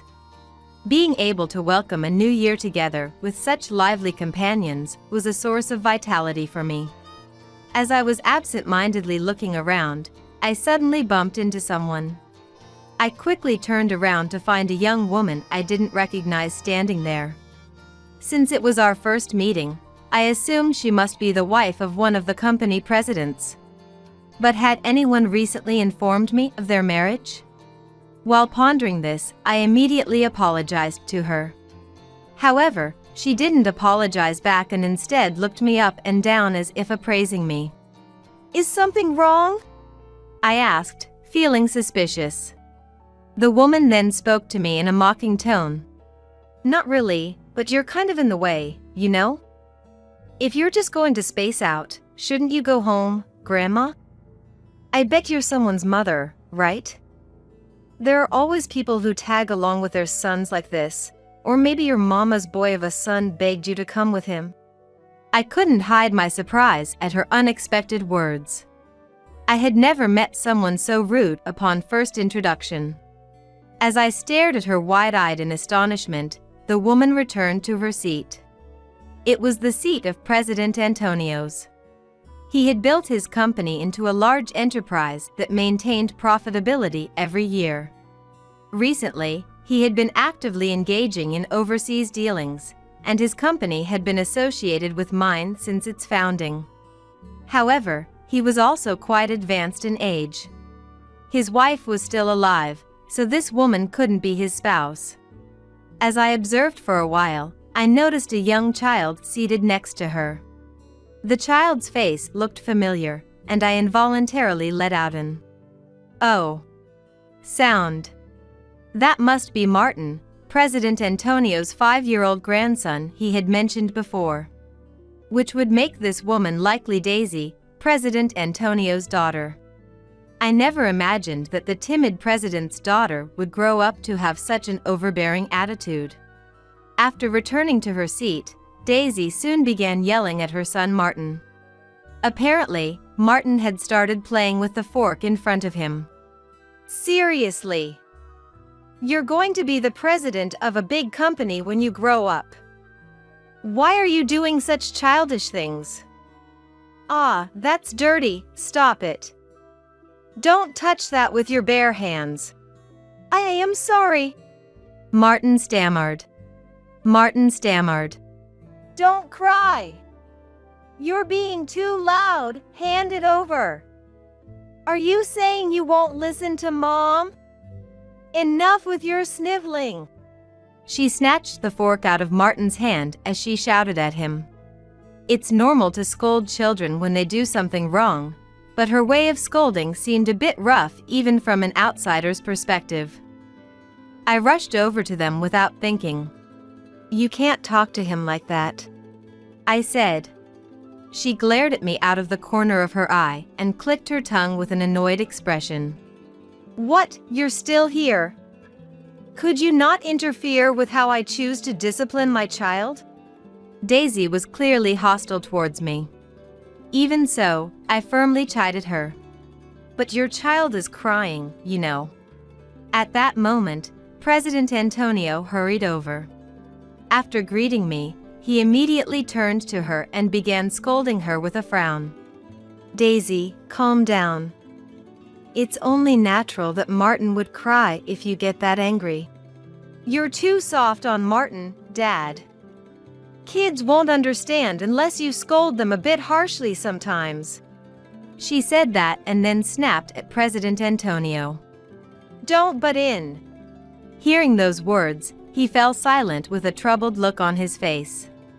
Then, with the same perplexed expression, I'm sorry for the commotion. He apologized to me. As I reassured him, saying, parenting is tough. I thought that he probably couldn't be too firm with his daughter due to his gentle nature. But as a father, shouldn't he properly scold her when necessary? I gazed at him with complicated feelings. In any case, Daisy can hardly be called a good mother. At this rate, her child might grow up to be warped. She may consider it none of my business, but if she's struggling with parenting, I've also raised children, so I might be able to offer some advice. However, when she saw my concerned face, she scowled in displeasure and lashed out as if taking her frustration out on me. Wait, you were the president? I totally thought you were someone's mom. I mean, your age, you know? Well, you seem about ready to retire, right? Wouldn't it be better for the next president if you hurried up and vacated the position? Daisy, watch your tongue. How could you say such a thing? But it's true, isn't it? Even people much younger than her are considering me for the next president. So what does it say about the company to have an old woman clinging to the position? Oh, don't take it the wrong way. I'm just offering some advice. I felt my face stiffen involuntarily upon hearing her words. What she said did have some truth to it, but there's a way to say things. As if shaking off my irritation. I suppose so, I ambiguously replied. Humph. Daisy looked at me with a triumphant expression and scoffed. Your company supplies to my dad's company, right? That basically makes you our subsidiary, doesn't it? If you're the president, shouldn't you think more about your employees before complaining to me? That's enough, Daisy. President AITA is your elder. Show some respect. Don't yell at me. I'm just trying to teach her to know her place since she doesn't seem to get it. Age has nothing to do with it. She glared at him in annoyance as she spoke. President Antonio wiped the cold sweat from his brow, looking flustered. For your company to survive in the coming era, you need someone who can flexibly adapt to modern changes. If you can't take my advice, you might be in for a rude awakening someday. With those words, she spat out her warning, forcefully grabbed Martin's hand, and left the venue. Martin started wailing loudly again as his arm was suddenly yanked. Daisy dragged him along, indifferent to her child's distress. Watching her back as she walked away, I felt unsettled. Sure, I may have butted in unnecessarily, but I didn't deserve to be berated to that extent. Besides, as the president, I do my best to consider what's best for the company. The nerve of her, saying such rude things without even knowing that. President Antonio apologized to me profusely, seeing the displeased look on my face, but my mood remained gloomy the entire day. As a result, I decided to skip the after party and head straight home. A few days after that New Year's party, Daisy unexpectedly showed up at my company. When I immediately asked my secretary if I had an appointment with her today, the secretary shook her head in surprise. Apparently, she had come to our company without making a reservation. Even if it was an urgent matter, how impolite of her. As I warily wondered what business she had with us, Daisy smirked at me with a malicious expression. "Oh, so you really were the president. I'm here today as a stand-in for the president. By the way, have you decided on your retirement date? I suppose I could throw you a farewell party on behalf of the company, you know." The moment she entered the company, Daisy started spouting such disrespectful nonsense. I felt a flash of irritation but took a deep breath before asking her what she wanted. She then glared at me in displeasure, glancing around. "I have something to discuss with the next president, not you. I want to talk about the future plans. I even came all the way here, so where are they? Don't tell me you haven't chosen a successor yet?" The next president is currently out. If it's about company matters, I can hear you out. Your stubborn head probably won't understand anyway. Hurry up and call them back. I refused her demand, telling her it was impossible as she shouted at me in frustration. In the first place, the next president was away on a business trip. Even if she demanded their immediate return, it would take several hours. If she had properly informed us of her visit today, this misunderstanding could have been avoided. When I pointed that out, Daisy's face turned bright red as she yelled, "I am the daughter of a major corporation's president. How dare a tiny company like yours not heed my words? Who do you think you are?" "The impossible remains impossible. Please come back to the company on another day." I spoke as politely as I could, but her voice only grew louder. "I don't have as much free time as you. I'm raising my only son while working as the acting president of the company. I took time out of my busy schedule to come here, and you're looking down on me because I'm young? I bet you'd have nothing to do if my company stopped placing orders, right? Shouldn't you be accommodating my plans then? Am I wrong?" No matter how unreasonable or absurd her claims were, my stance on refusing her demands remained unchanged. In the first place, her yelling didn't frighten or faze me in the slightest. Perhaps sensing my unwavering attitude, Daisy caught her breath and bit down on her back teeth in frustration. "Fine, I get it. Come to our company at the same time 3 days from now. I'll make you regret going against me." She rattled off those words in rapid succession and then dashed out of the president's office. She slammed the door shut behind her, as if venting her frustration, causing a loud bang to reverberate through the room. My secretary, perhaps overwhelmed by her demeanor, trembled with tears in her eyes. She was still young, so it was understandable that Daisy scared her. As I calmed my secretary down, I pondered what she could be plotting. As a president, I had faced many problems, but this was my first time dealing with someone so unreasonable and lacking in common sense. I might need to prepare myself to counter her, no matter what she threw at me. With those thoughts secretly in mind, I began to contemplate how to handle her next move. 3 days later, I headed to the president's office as Daisy had instructed. I had assumed President Antonio would be there as well, but when I entered the room with a bow, only Daisy was present. Sitting in the president's chair, she glared at me intently. Despite having done nothing wrong, it seemed I had completely earned her dislike. The discussion was unlikely to be a pleasant one.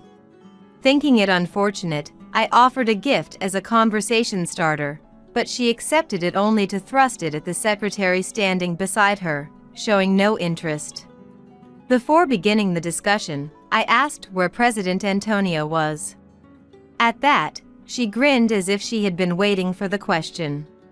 According to her, he had gone out to resolve some trouble and had left the role of president to her for the time being.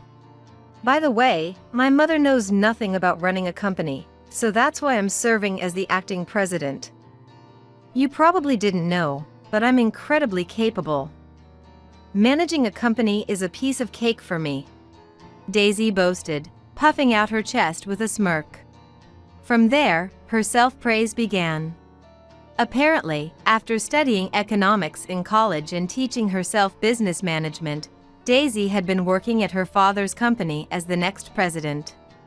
It was thanks to her achievements that her father's company was able to establish overseas dealings.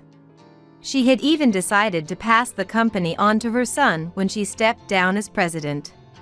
Her husband had run off, refusing to acknowledge their child as soon as their son was born, but Daisy had overcome that adversity, raising her son properly and building her current position. Everything I do is right. You complained about my parenting methods the other day, but that's none of your business. You've got some nerve. With those words, she concluded her personal story. I responded with a vague acknowledgement and tried to subtly appease her. To my surprise, she was incredibly easy to win over and beamed at me, saying, "I'm glad you understand." She seemed to take great pride in her accomplishments. I continued to subtly praise her as we carried on our conversation. At this rate, I thought she might be easy to handle. However, she turned out to be a more difficult person than I had anticipated. "So, what was the matter you wanted to discuss?" I prompted, and Daisy finally got to the point. Daisy mentioned that she had some concerns about the products my company was supplying.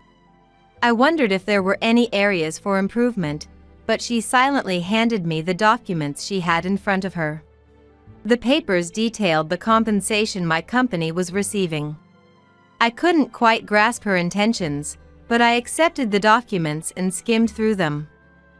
However, I couldn't find anything amiss. As I tilted my head, wondering what this was all about, she smirked. "We've started making our own cheap products, so goodbye." For a moment, I couldn't comprehend her words. Even so, I'm sure my eyes were wide with shock. Seeing my reaction, she laughed heartily, clearly enjoying herself. "This is what happens when you go against me. I was so pissed off that I had your company investigated, and what you're doing is nothing short of betrayal." "What on earth do you mean? Are you still going to play dumb?" "Fine, I'll spell it out for you. No matter how you look at it, your company's products are ridiculously overpriced, aren't they? You might have fooled my dad, but don't think you can fool me the same way." She mocked me with a triumphant look. I tried to argue back, questioning what made our products overpriced, but she firmly stated that her company could now produce them more cheaply and would be terminating our contract immediately. Her words left me flustered, and I racked my brain for a way to persuade her. This company was one of our biggest clients. If our contract with them was cancelled, our company would be in jeopardy. The employees who had believed in me and followed me might lose their jobs. I couldn't let that happen. With that strong conviction, I passionately explained how our products differed from those of other companies and what aspects President Antonio had appreciated, leading to our long-standing contract. However, Daisy refused to listen to reason. "Your company is outdated. Cost reduction is essential in the coming era. With people talking about high prices these days, this is for the benefit of consumers too. If you can't even understand that and keep up with the current situation, I think you should seriously consider stepping down as president for the sake of your company and employees." Daisy spoke in an exasperated tone, so I asked if President Antonio also agreed with the contract termination. She brushed it off as if it were irrelevant. I'm the acting president now. I've been given full authority over this company. I'm sure my dad would support my decision. Then, she waved her hand dismissively as if there was nothing more to discuss. Her exceedingly rude attitude almost made me lose my composure and lash out in anger right then and there. I'll bring the contract termination documents to your company tomorrow, so don't try to run away. Her words were laced with venom. I was about to resign myself to accepting the situation when a clever idea suddenly occurred to me. I understand. We won't deliver to you ever again, I said in a strained voice. She became cheerful and showed a smile. Her laughter would be short-lived. I returned to my company and began preparing to confront her when she brought the documents tomorrow. She had been so insolent that she couldn't complain if she experienced a bit of pain. With that thought, I quietly waited for tomorrow to come. The next day, 5 minutes before my scheduled meeting with Daisy, I was wrapping up some paperwork when there was a knock on the door of the president's office, and my secretary's voice rang out. Come in. I called out, and my secretary opened the door with her usual polite demeanor. Ushered in by the secretary were a triumphant-looking Daisy and a pale-faced President Antonio. I immediately thought that what I had set in motion yesterday was already taking effect and inwardly smirked. Thank you for coming, I said, offering words of appreciation before inviting the two to sit on the sofa. Daisy sat down on the sofa with a confident stride and slid the contract termination documents across to me. Beside her, President Antonio was sweating profusely, still seemingly unable to grasp the situation. Are you really going through with the contract termination? He asked in a feeble voice. To him, I simply replied, Of course, and picked up a pen. This is truly unfortunate. We are also shocked that it has come to this. Thank you for your patronage until now. Before signing, I looked straight at President Antonio and spoke in a calm tone. At that, his face turned even paler. Just sign it already, Daisy urged me, so I obediently signed the documents. Witnessing this, his face turned ashen, his eyes wide with disbelief. He must have been shocked that I signed so readily. Before I could finish signing, Wait a moment, President Antonio cried out. With that momentum, he leaned forward, pressed his head against the desk, and apologized in a strained voice. Please give us another chance. My daughter's rudeness towards you is my responsibility. Please, won't you reconsider? After shouting those words, President Antonio apologized over and over, pleading with me. Surprised by her father's sudden behavior, Daisy's eyes darted around in confusion. Wait, stop! What's going on? You apologize too. At this rate, our company will. What is this about? What did you do? She questioned me in a panic. I calmly explained to her. When I told them that our company would be terminating our contract with yours, the presidents of the companies under our umbrella all said they would cut ties with your company as well. I merely informed President Antonio of that. At my words, her eyes grew wide. Beside her, President Antonio held his head in his hands, sobbing uncontrollably. I observed the two of them with a cold gaze. How did this happen? It's your fault. You went and unilaterally terminated the contract. Agatha is my benefactor. The reason I was able to grow this company so much is because she supported me. And you destroyed that in a single day. He finally couldn't take it anymore and glared at her with bloodshot eyes. She was stunned by his words. She finally seemed to understand the gravity of what she had done. How can this old hag's measly company have so much influence? Watch your mouth. Agatha took over and protected this company after her husband passed. Even though the scale of her company is smaller than ours, it has persisted thanks to her efforts and the high regard people have for her. This outcome is only natural. I was the one who was wrong. If I hadn't trusted you just because you're my daughter, this wouldn't have. He clung to me in desperation. He begged me to somehow forgive them for this incident. Seeing him in such a state nearly moved me to pity, but I steeled myself and maintained a stern expression. All of this was to ensure that our company would never again face such a threat. Amid all this, Daisy's cell phone rang loudly. She said it was a work call, so I urged her to answer it. After hesitantly picking up the phone, Daisy's face immediately turned pale, and her mouth fell open. What? What did you say? Daisy arched her back in surprise. Seeing her reaction, President Antonio asked what was wrong. The cost-reduced products I made to replace the ones from here have arrived, and they're all defective. How can this be? Those simple parts should be easy to replicate with our technology. Watching her flustered state, I chuckled softly. Apparently displeased by my laughter, Daisy turned to me with a bright red face, glaring accusingly. That's impossible. Those products utilize unique techniques that our craftsmen have honed over generations.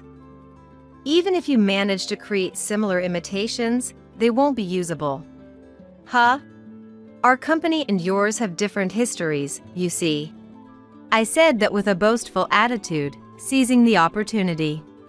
This is what happens when they underestimate my company's craftsmen. Also, our manufacturing methods are trade secrets, so we haven't taught them to your company's craftsmen. Even if you knew how to make them, we have patents, so you can't copy and produce them. If you made them in secret, our employees would notice right away. Well, I suppose it doesn't matter to your company now that the contract is being terminated. Upon hearing my words, Daisy was left speechless. For a few seconds, silence filled the president's office. Both of them had lost their will to fight, their faces ashen. Seeing their reactions as I had expected, I was mostly satisfied, but I decided to execute phase 2 of my plan. Do you want to pretend the contract termination never happened? At my words, President Antonio's head shot up.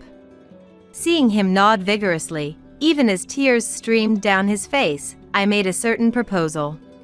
However, there is one condition. From now on, you must never let Daisy be involved in management. I can't trust her. In fact, from the moment I heard she was the next president, I had no intention of continuing business with your company. The future of a company led by someone like her is set in stone. What will you do, President Antonio? Without hesitation. I understand, he replied. Hearing his answer, Daisy angrily confronted him. Why? I've been studying to take over the company. You know how talented I am, don't you, Dad? Who else is going to succeed you if not me? In the first place, you're the one who decided you were the next president on your own, right? I never intended to entrust the management to you. There's a woman among our company's executives who is more capable than you. I wanted to leave the company to her. But then you said you wanted to be the next president, so I... Don't tell me, that impudent woman? I absolutely won't accept that. It seemed she had forcibly claimed the position of the next president. I hadn't met the woman they mentioned yet, but she, biting her lip in frustration, spun around to face me. Don't tell me you did this because that impudent woman told you to. She cast unwarranted suspicion on me, but I shook my head. I don't know who that woman is. But President Antonio, if she's truly competent, I believe choosing her is the right path as a president. Through this incident, have you learned the consequences of being lenient just because she's your daughter? As I said that, he replied, "I understand," while tears streamed down his face. What happened this time is unforgivable. Daisy, take responsibility and resign. If you want to succeed the company, you need more experience. I'll never let you work at my company again. Get out of our house too. That treatment is too harsh. I'm your biological daughter. And I can't believe you're entrusting the company to someone who's not even family. Martin is already studying to take over the company in the future, you know. We need to talk about Martin as well. I never reprimanded your attitude towards him because I believed you were growing into an adult. But I always had this nagging feeling that your education wasn't benefiting Martin. What are you saying? I'm his mother.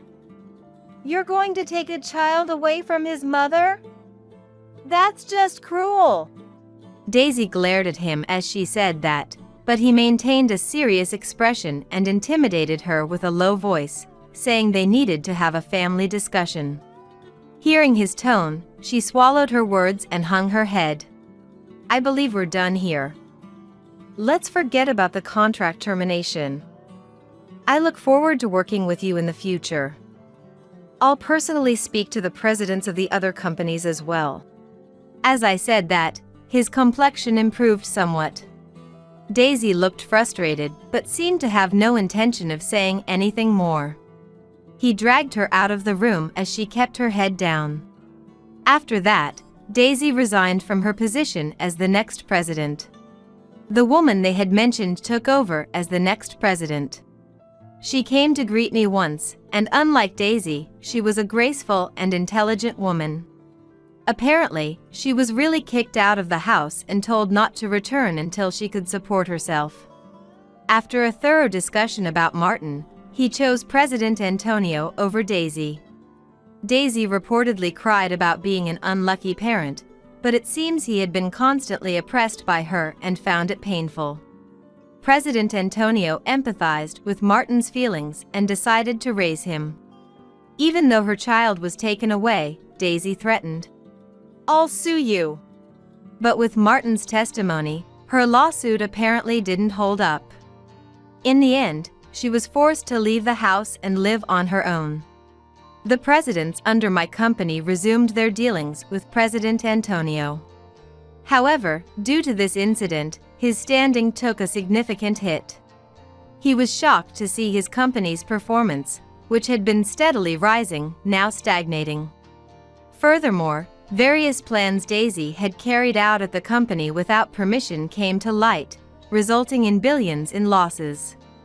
It's unclear whether President Antonio's company can recover, but since he bears some responsibility, I hope he reflects deeply on this. My company avoided the contract termination and maintained its performance. In fact, as President Antonio desperately tried to regain his company's performance, we received a flood of orders from him, increasing our revenue even more than before. Moreover, an overseas company that had taken notice of my company directly proposed a business deal. By accepting that deal, my company successfully expanded overseas. Faced with rewarding work, our employees united and even succeeded in developing new technologies. Seeing my employees working with bright expressions, I wholeheartedly feel that it was truly worthwhile to diligently protect this company. You're really clueless, aren't you? The inheritance! Hand it over already, said Mary, my sister-in-law, barging in as soon as the front door was opened, happily talking at her own pace. Despite not being close, her sudden demand left me baffled. If it weren't for Henry, I wouldn't even want to come near such a gloomy place. Indeed, to Mary, adorned in flashy clothes and accessories, the home of her contrasting brother Henry and his daughter-in-law, me, must have seemed dreary. However, I thought Mary, who talked about the inheritance at the doorway without even looking at her late brother's portrait, was much more spiteful. This attitude of Mary's wasn't new. She boasted about her confidence in her appearance and often treated the gentle-natured Henry harshly. I had heard from him that once he began to advance in his career and earn a significant income, Mary changed her attitude and started cozying up to him. I was truly appalled by Mary's lack of compassion, barely visiting when Henry was repeatedly in and out of the hospital and not crying at all during the funeral. I had decided to have nothing more to do with her, but greedy Mary wouldn't have it. We don't have all day, hurry up. Sally must be busy too, right?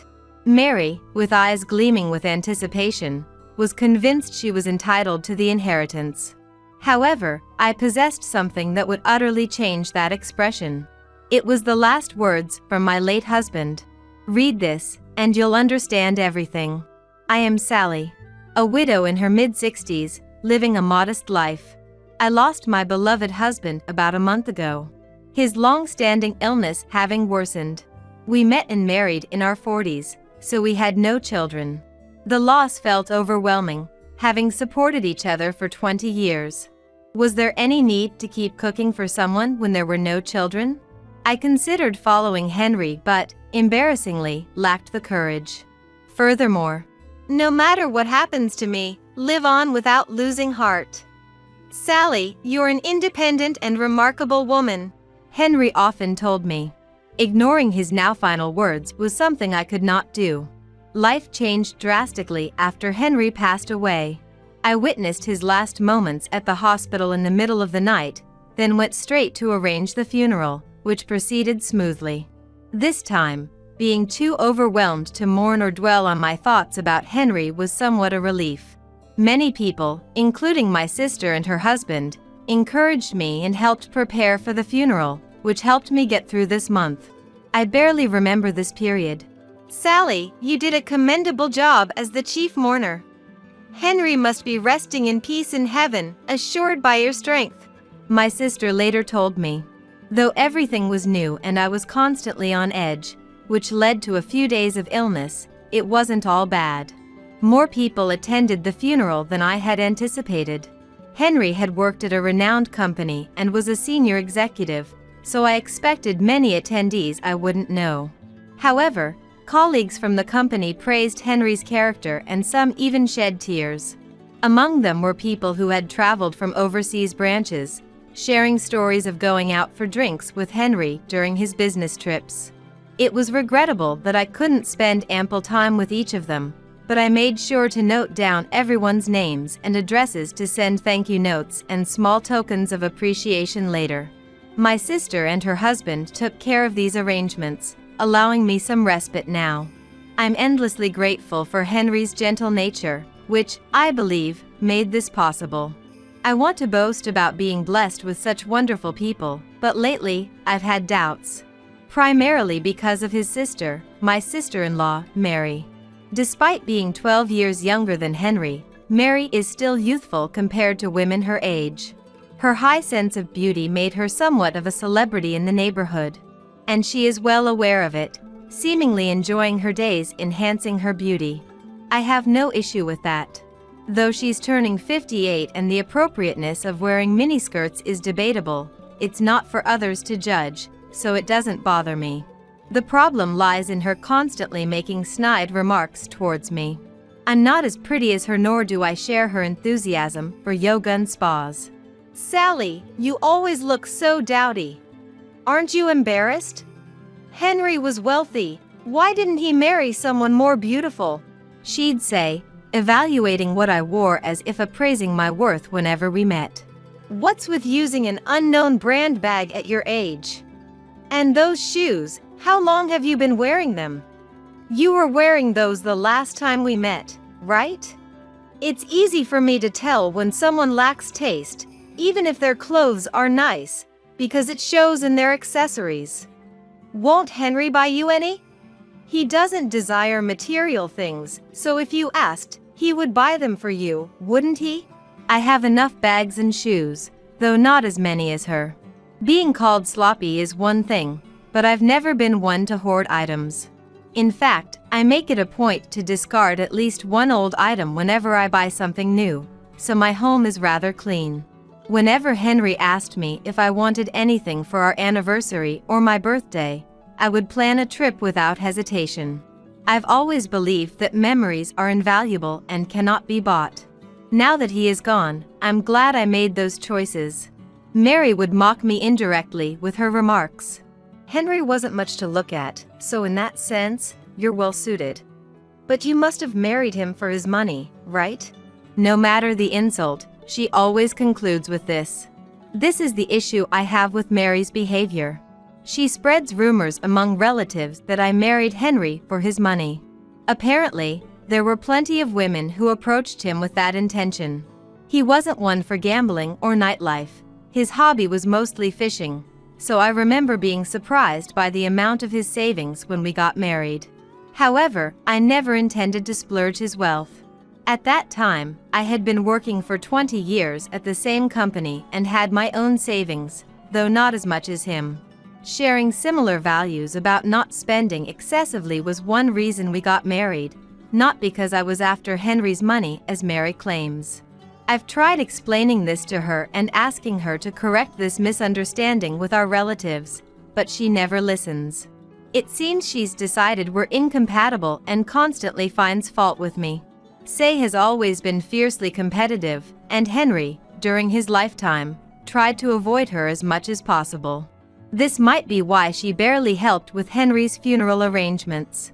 Indeed, I was the chief mourner, but whenever Henry fell ill or was hospitalized, she would never offer words of concern, no matter how often I contacted her. On the contrary, there was a time when she got angry and said, "Don't contact me about every little thing." After that, I internally decided not to inform Henry about anything that happened. However, thinking that letting Henry know could affect his condition, I would lie gently in front of him, saying, "Mary was worried about you."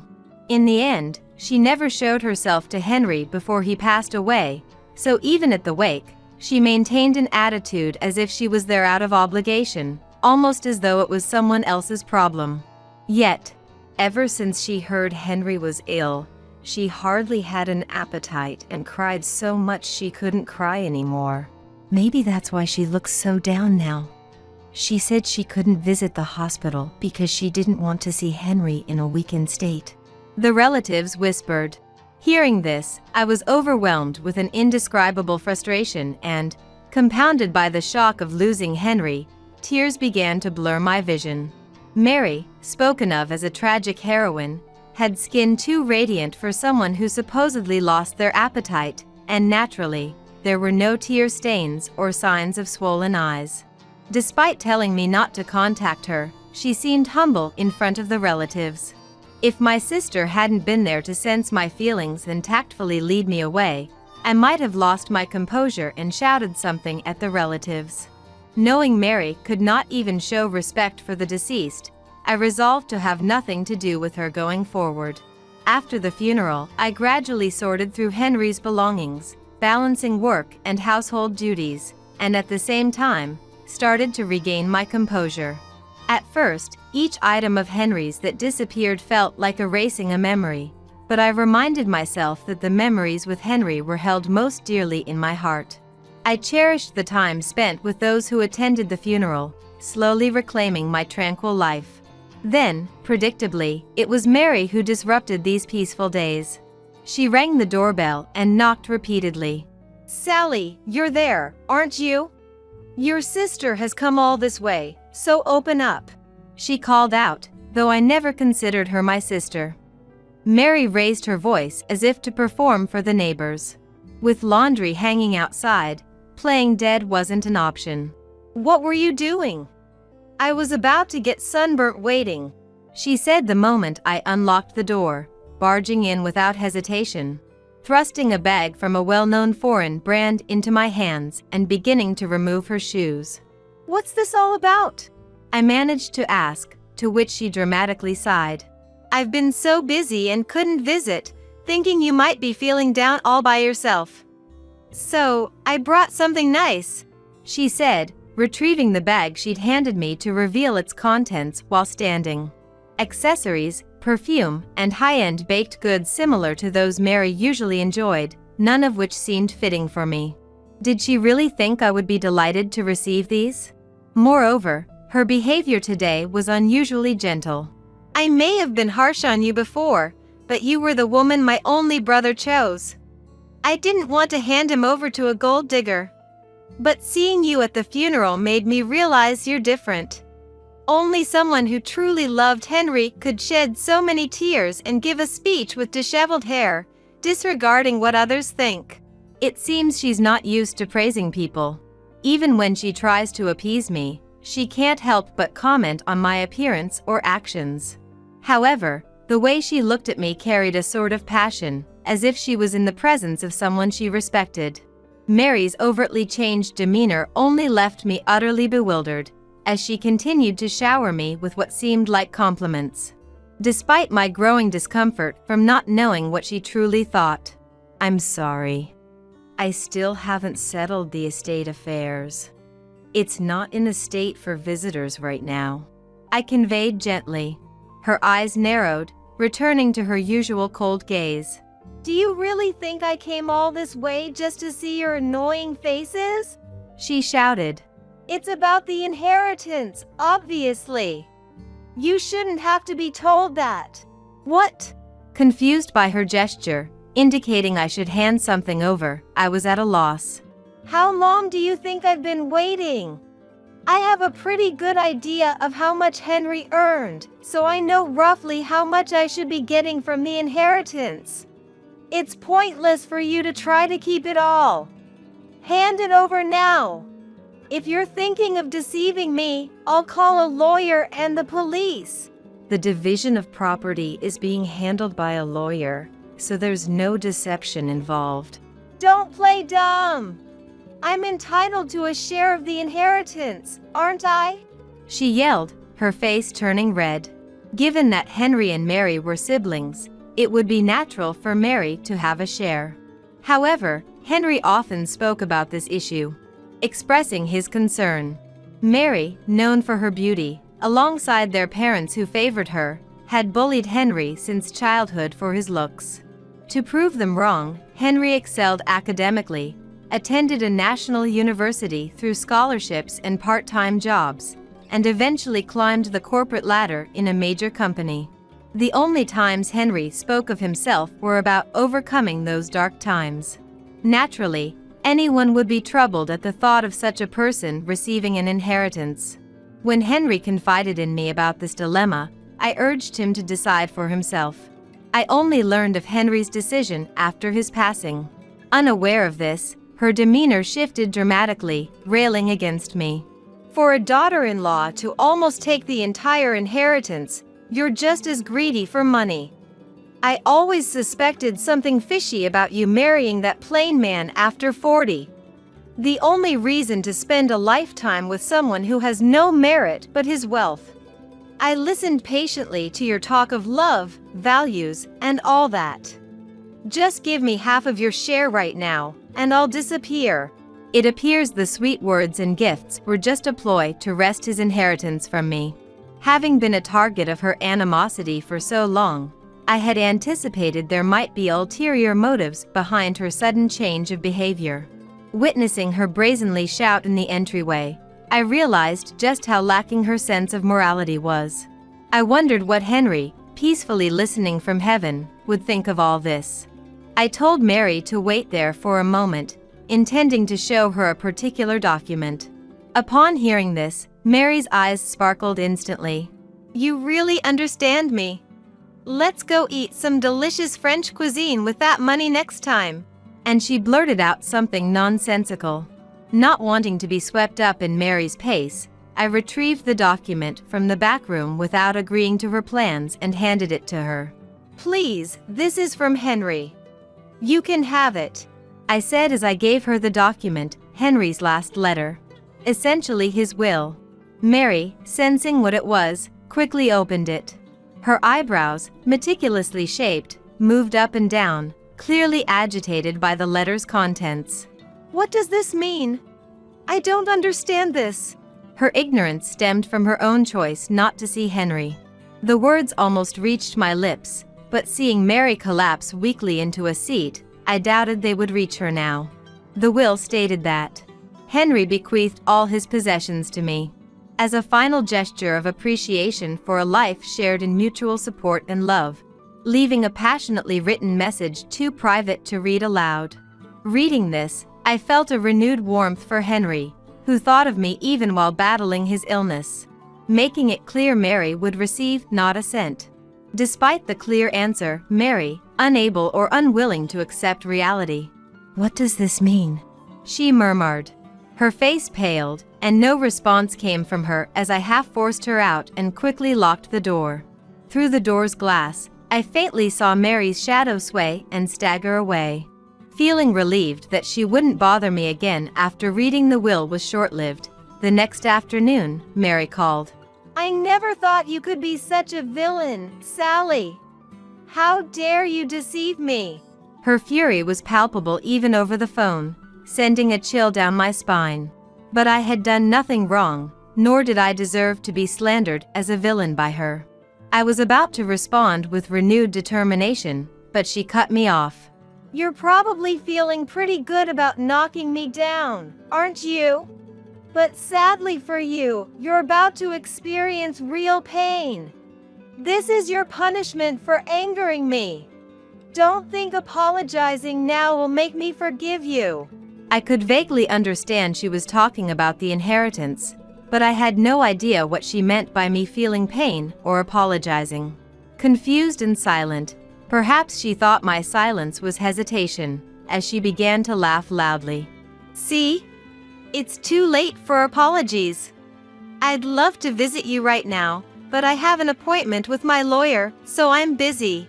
Her triumphant statement made no sense to me. Why she needed a lawyer or why she felt the need to inform me about it was beyond me. Instead of bothering with me, she could have gone to her usual yoga or spa sessions, I thought idly, only to be interrupted by her yelling. Don't you understand the situation? Talking to you is just frustrating, a real beauty killer. I'm not satisfied with the division of the estate and am preparing to sue over it. Whether you schemed in secret with your husband or not, it's inconceivable for a daughter-in-law to take everything. It's against the law. Thinking showing me Henry's will would silence me was a big mistake.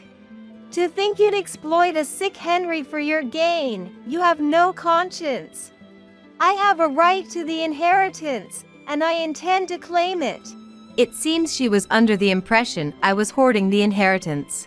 By manipulating Henry to write the will in my favor, which finally broke my silence. It would be a waste of your time to go.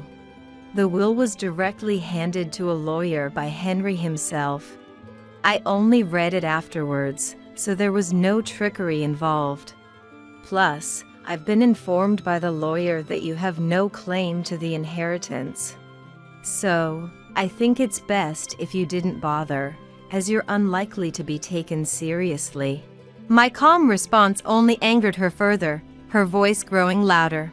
What's with that attitude? You won't be able to act so smug for long. Just wait, I'm serious. I've been calling repeatedly since yesterday and finally got an appointment. The lawyer understood my determination. Surely, they'll be on my side and manage to get compensation from you. Just you wait. With those words, reminiscent of a cartoon villain, she hung up. Why she called when she wouldn't listen to anything I said was beyond me. Perhaps she thought the mention of a lawyer would rattle me, enjoying the thought of my unease. Far from reflecting on not receiving a cent from her own brother, she seemed rather invigorated by her resolve to take what she believed was hers by any means necessary. Months passed without incident, and I managed to sort through Henry's study, which had been cluttered with various items. In parallel, I gradually packed up, leaving the house filled with memories of Henry and me. Henry had always wanted to retire to a quiet house in the suburbs, and I decided to fulfill that wish. Selling the house and land we lived in, I moved to an area where my sister and her husband lived, using the proceeds as a down payment. While it's regrettable we couldn't do it while Henry was alive, our dog Max, who had been with us for over 10 years, seemed to enjoy the new home. Letting go of the house meant I had far fewer belongings, but the thought of gradually making the new place comfortable brought me some hope for the future. Yet, the strange feeling of Henry's absence persisted, and the lack of furniture only seemed to amplify the loneliness. Especially when Max was sleeping, I found myself lost in thought more often than not, knowing it wasn't particularly healthy. As if interrupting my days, my smartphone suddenly blared one day. Half asleep and without checking, I answered during a TV show. "You're trying to ruin me, you curse!" It was Mary, screaming without any preamble, which instantly woke me up, though it was still unclear what she was ranting about this time. Sensing my silence, Mary didn't wait for a response before continuing. "It's your fault I'm getting divorced. The inheritance didn't come through because of you." What? My surprised response was more out of formality. I had guessed the situation. Likely, Mary had told her husband she would receive a portion of Henry's estate, and their relationship soured when that didn't happen. A fragile marriage, to say the least. Blaming their issues on me was hardly fair. "Don't just stay quiet, apologize. Your fault I can't live properly now. What am I supposed to do all alone?" Why don't you work? You're still young in your 50s. I retorted, causing Mary to fall silent. Whether irritated by the suggestion to work or caught off guard by the mention of her age, Mary needed to face reality eventually. "If you were living on your husband's salary, you shouldn't need the inheritance, right? Why did it lead to divorce?" "My husband was after Henry's estate from the start. If Henry's inheritance wasn't coming through, then he had no further use for me. Despite having spent decades together, he claimed all was ruined because of me, a woman whose only assets he saw were her looks and money. He even said he wanted his time back, expressing his anger dramatically. Why should I be the one to get yelled at? My husband is a pitiful man with a low salary. I'm the one who wants my time back." I had only met her husband at family meetings and then yearly at Christmas gatherings. Like Mary, he had a flashy impression, fond of brand name clothes, accessories, and luxury cars. Given her mention of his low salary, it's likely they both had been eyeing Henry's wealth for some time. Probably spending recklessly without any savings. Having lived lavishly on her husband's dime, Mary wasn't in a position to make claims. Marrying someone for their money and then squandering it was their own fault. "Even after consulting with a lawyer, I was turned away, told I had no claim to any inheritance. Everyone's making a fool of me. But you're the one I can't forgive. If it weren't for you, none of this would have happened." Despite my warnings, she went to the lawyer, only to face the embarrassment I predicted. "Sally, you must have brainwashed my husband, right? He said he should have married someone like you. Why does he mention your name? You must have seduced him behind my back. That's the only explanation." Why would you think that? I don't even have his contact information. Lies. He's never praised a dowdy middle-aged woman before. You must have seduced him and had an affair. Confess, and if you give me the inheritance, I might forgive you." This is nonsensical. Frustrated by her baseless accusations, I ended the call. The house was already being demolished, and the land was sold, so she couldn't come after me there. I hadn't given her my new address, making future encounters nearly impossible. Just to be sure, I blocked her number, determined to live peacefully. Half a year passed, and Max adapted well to our new life. My sister and I went out to eat once or twice a month, enjoying our days. My recent health checkup showed no issues, and the local shops provided convenience, leaving little to worry about except for that phone call a few months back. Mary, having divorced and depleted her savings, apparently sought welfare support at the social welfare office. During her visit, She was told that if she had relatives who could support her, she would not be eligible for assistance. The relatives who once praised Mary all refused to help with her living expenses, likely aware of her history of lavish spending. This led to her being isolated from her relatives. A caseworker then contacted me, but of course, I had no intention of helping. Considering how she and her ex-husband had approached us with financial motives and her disrespectful behavior even at the funeral, I felt no obligation to assist her now. Despite her accusations of me being money-minded, it was Mary who had succumbed to her own greed. I'm unaware of her current situation. Rumors suggest she quickly lost a job she had found due to conflicts, or that her neighbors noticed her ex-husband's absence, deducing their divorce and her subsequent move. No one seems to know where or how Mary is living now, and I've lost interest over time. Regaining my peace of mind, I cherished my time with Max more than ever. Max, who was always gentle like Henry, became even quieter with age, which worried me. My sister, a longtime dog lover who adored Max, surprisingly acquired a puppy one day. Excited, I visited my sister's family, greeted by a small Shiba Inu. Max, immediately taken by the puppy, watched it play joyously. I hoped the puppy would become a good friend for Max, smiling at the heartwarming scene.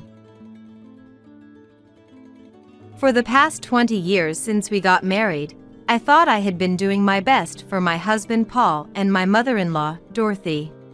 But then, out of the blue, Paul told me, "Starting next month, I'm going to live with Mom and Angela," announcing his plans to move in with Dorothy and his sister Angela.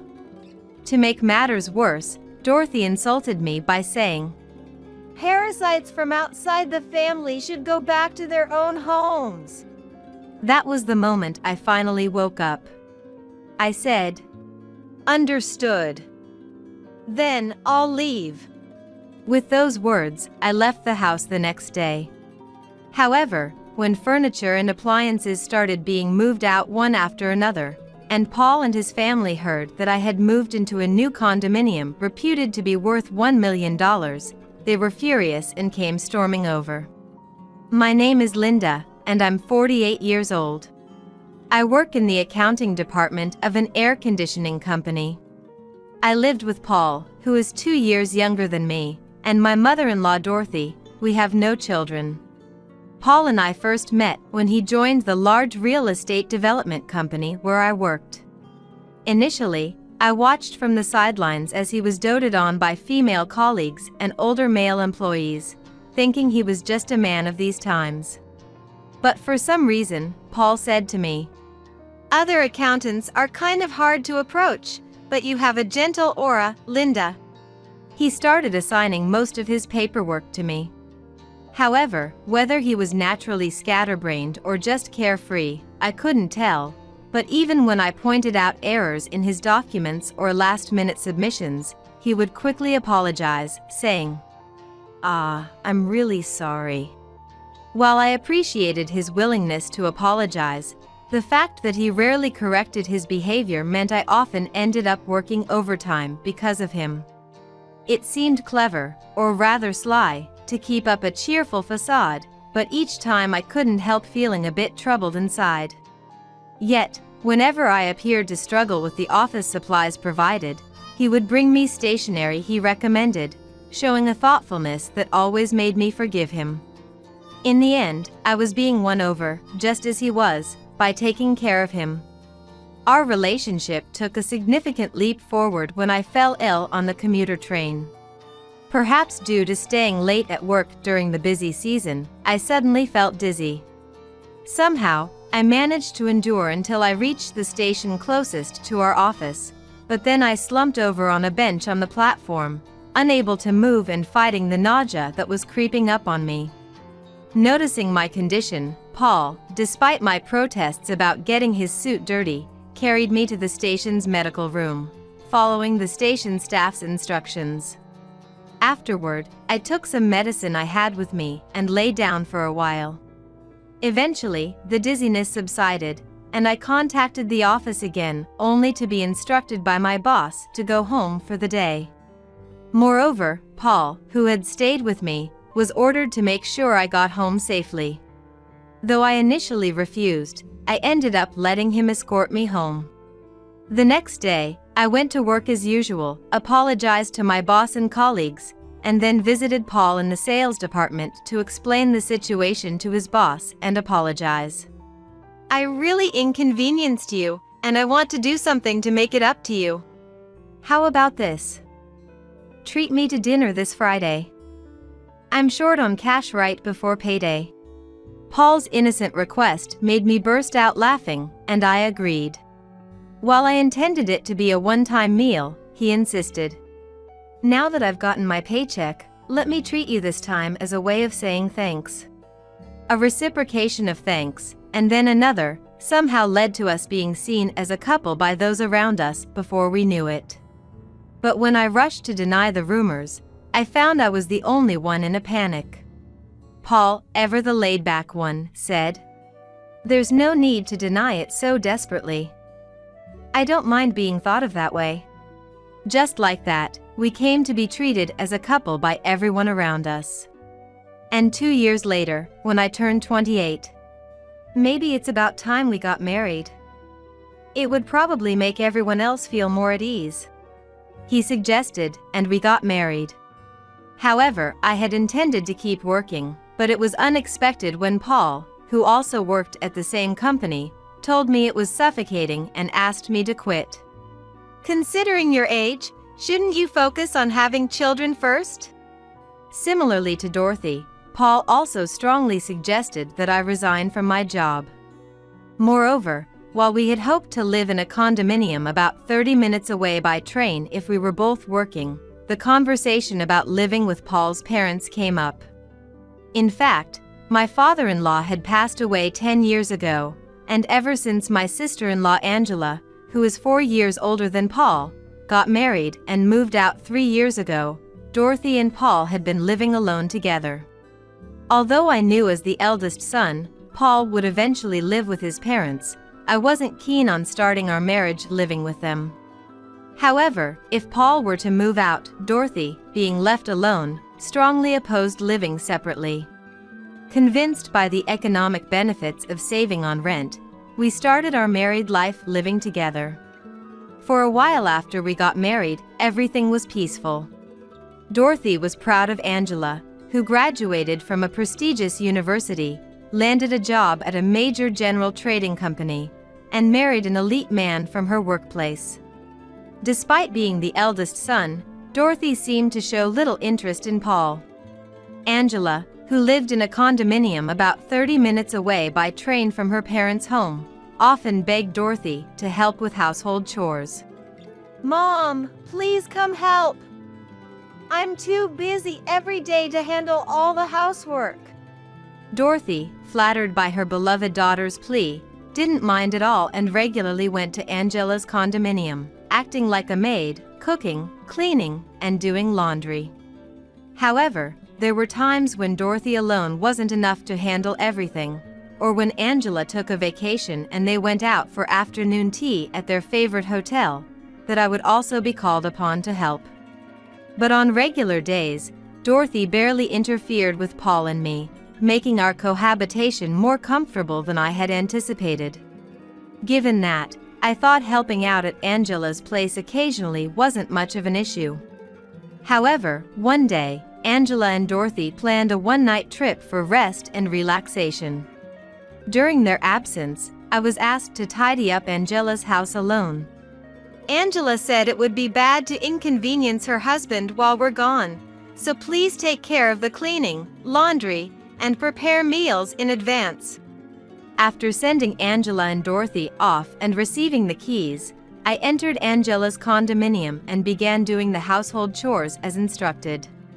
Cleaning, laundry, ironing, I went about my usual routine. But, when it came time to store the prepared dishes in the fridge, "Make sure you chill his favorite brand of beer. He gets grumpy if it's not cold," I remembered being told. Checking the fridge, I found not a single bottle of the crucial beer. Only the mineral water and beauty drinks Angela drinks every night. I should have checked before going shopping. I regretted, but it was too late. Reluctantly, I headed to the nearest supermarket, only to find they didn't stock the specific brand of beer. The beer Angela's husband preferred was a Belgian brand, not as readily available as domestic brands in any supermarket. Initially, I thought finding it would be easy if I just went to another store, but after visiting nearby supermarkets and drugstores that also sell food, I couldn't find the brand anywhere. Back then, map apps weren't as widespread, and I wasn't familiar with the area around Angela's condominium, so I had no idea where to find what stores. Despite rushing around in a panic, I couldn't find it, and time was running out. Eventually, I caught a taxi to a liquor store a bit further away and finally found the beer. By the time I returned to the condominium, it was nearly 5 p.m. I just wanted to put the beer in the fridge and head home. As I entered Angela's room, I saw her husband, Charles, standing in the living room. Charles! You're home early! As I said this, trying to tidy up the apron and the bag of food containers left on the sofa.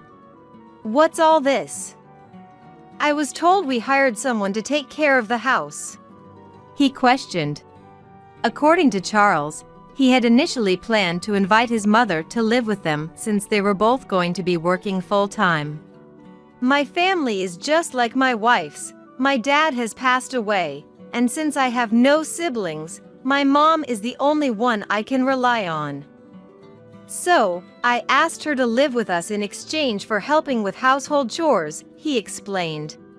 However, Angela retorted, Then I want to invite my mom to live with us too. It's unfair and dishonest to favor only your mother. I was scolded for that. As a result of the discussion, it was decided not to rely on either of our parents, but to hire someone for the household chores. And it was settled that we would share the costs for this. However, in reality, Dorothy and I were secretly called upon to do the housework. Upon learning the truth, Charles immediately contacted Angela's mobile phone. Perhaps sensing trouble, Angela and Dorothy rushed back from their trip, but it escalated into a big fight with Charles demanding explanations. Unable to leave and forced to listen in, it seemed Angela had been using the money Charles gave her for housekeeping on her own spa treatments and leisure activities with Dorothy. Dorothy managed to apologize on the spot, promising to be more careful in the future. But later on, it came to light that Dorothy and Angela had been gifting presents to and going out drinking with the handsome stylist at their favorite hair salon.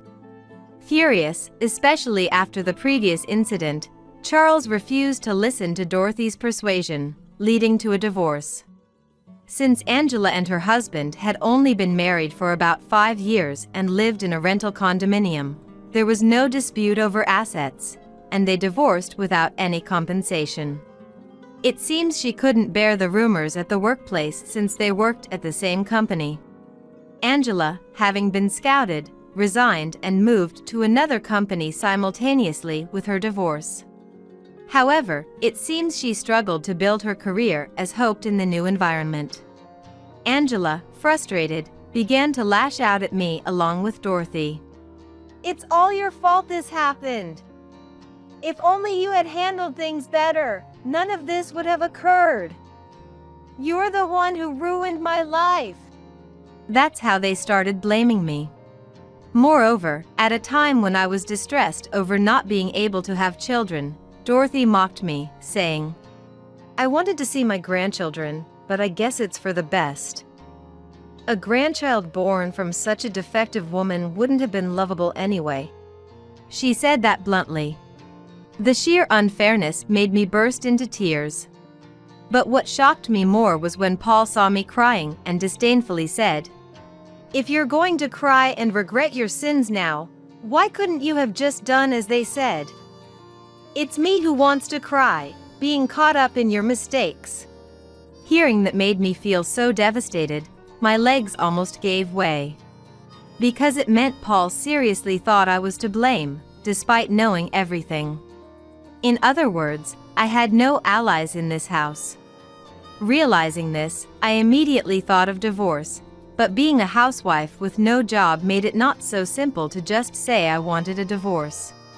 I could go back to my parents' house, but moving back unemployed to a house where my brother and his wife lived nearby would just make me feel small. And it would likely be hard to find a job in the countryside that would allow me to live on my own. So, I decided to focus first on establishing a financial foundation, swallowing my pride. I found a part-time job in accounting, secretly relying on connections from my previous job. I got permission by tearfully telling Dorothy and Paul, "It pains me to just be a housewife when we're struggling to have children, so I want to at least work a part-time job to help with the household finances." And I started working the next month. Of course, neglecting housework could lead to snide comments and possibly demands to quit my job. That's why I pushed myself hard, even when tired or feeling unwell. I made no compromises at work, seizing any chance to improve and continuing to strive. As a result, I was promoted to a full-time position in the second year of my part-time job. 5 years later, I was invited by a former boss to join the current air conditioning company and have continued to work hard. But recently, as we approached our 20th wedding anniversary, after dinner, as I was doing the dishes, Paul came and said, "Come to the living room, I have something to tell you." It was unusual for him to seek me out as he usually spent his time happily with Dorothy, indifferent to whatever I was doing in the house. With that thought, I went to the living room, and before I could even sit down, "This has already been decided," Paul began. "Starting next month, I'm going to live with Mom and Angela," he declared. Dumbfounded, Dorothy added, "Angela's been overworked at her new job, got sick, and needs to recuperate at home. It's best for her to relax here. And if that's the case, it's better without an extra mouth to feed, right?" Then, coming over to my side on purpose, she said, "Parasites from outside the family should go back to their own homes," making a shooing gesture at me. They watched my reaction with a malicious smile, but inside, I smiled at the thought of being freed from this hassle. Then I slowly smiled at them and said, "I understand. I'll leave tomorrow afternoon." As I walked to my room, I glanced at their faces, as dumbfounded as I had been a moment ago. The next morning, after seeing Paul off to work, I waited for the second-hand goods buyer I had contacted the night before. Unaware, Dorothy was startled by the arrival of the unfamiliar men, but we started the work without minding her. From the kitchen, the refrigerator, oven range, dishwasher, Dorothy's favorite soda maker, and dining set were all taken.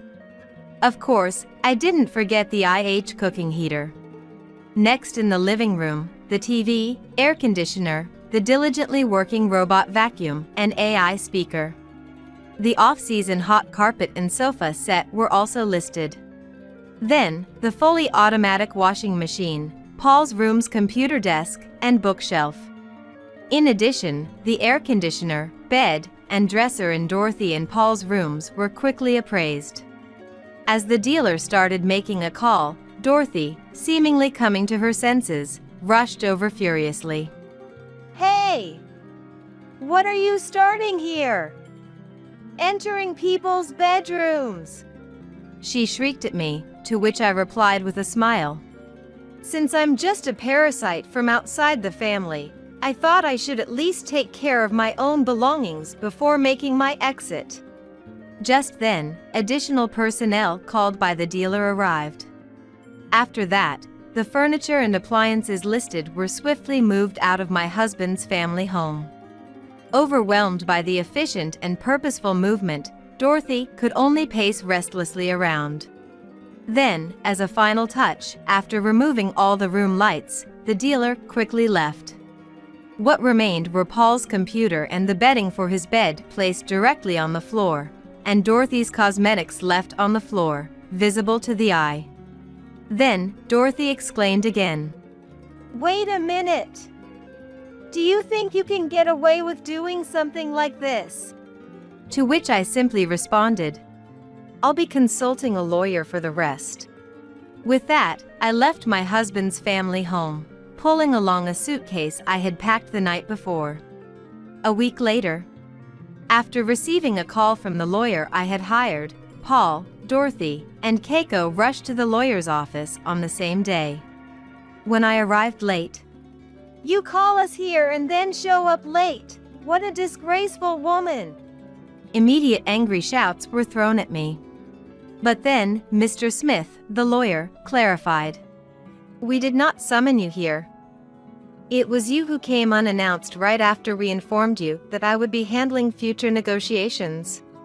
Hearing this, the normally confrontational Paul immediately quieted down.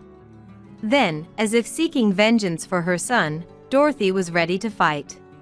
Now that we're face to face, let's talk. After leaving like a thief, there's no way you can just come back. But if you're willing to apologize and show remorse, that's a different story. She said in one breath, glaring at me. Angela and Paul were nodding vigorously beside her, probably thinking I would jump at the chance to discuss this topic. How naive. At my signal, the lawyer smoothly began. Of course, she has no intention of returning.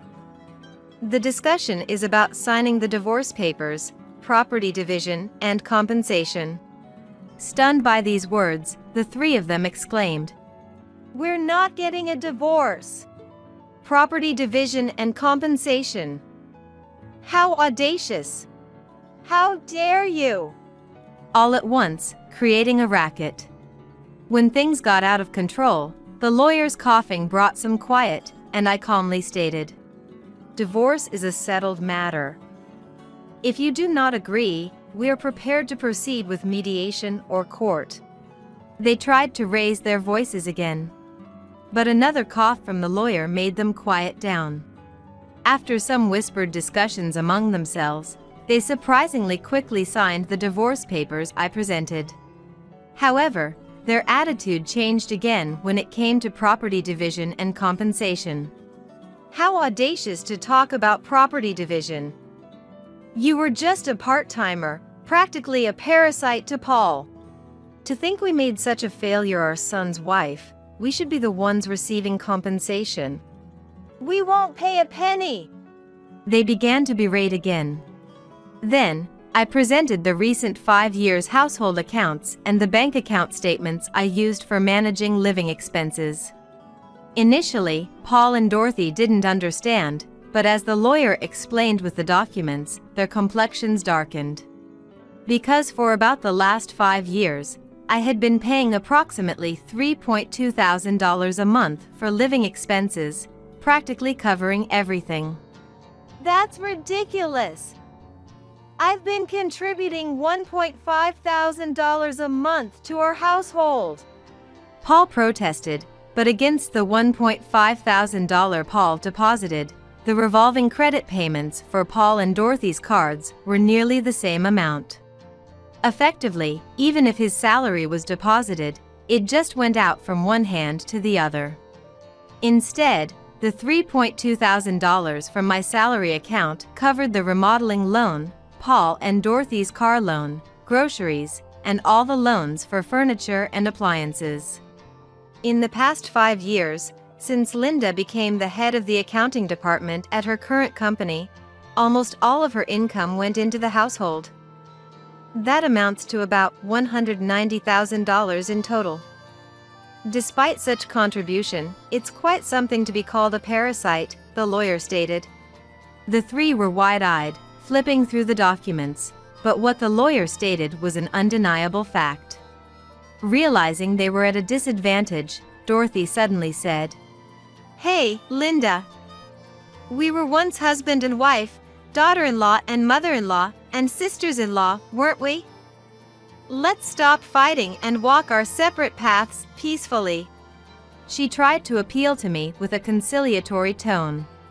I responded, Yes, that's right. And I also let my temper get the best of me the other day and sold off all the furniture and appliances. Let's both act like adults and part ways peacefully. With that, I requested the lawyer to draft a divorce agreement. We both agreed to renounce our rights to property division and compensation in the divorce agreement.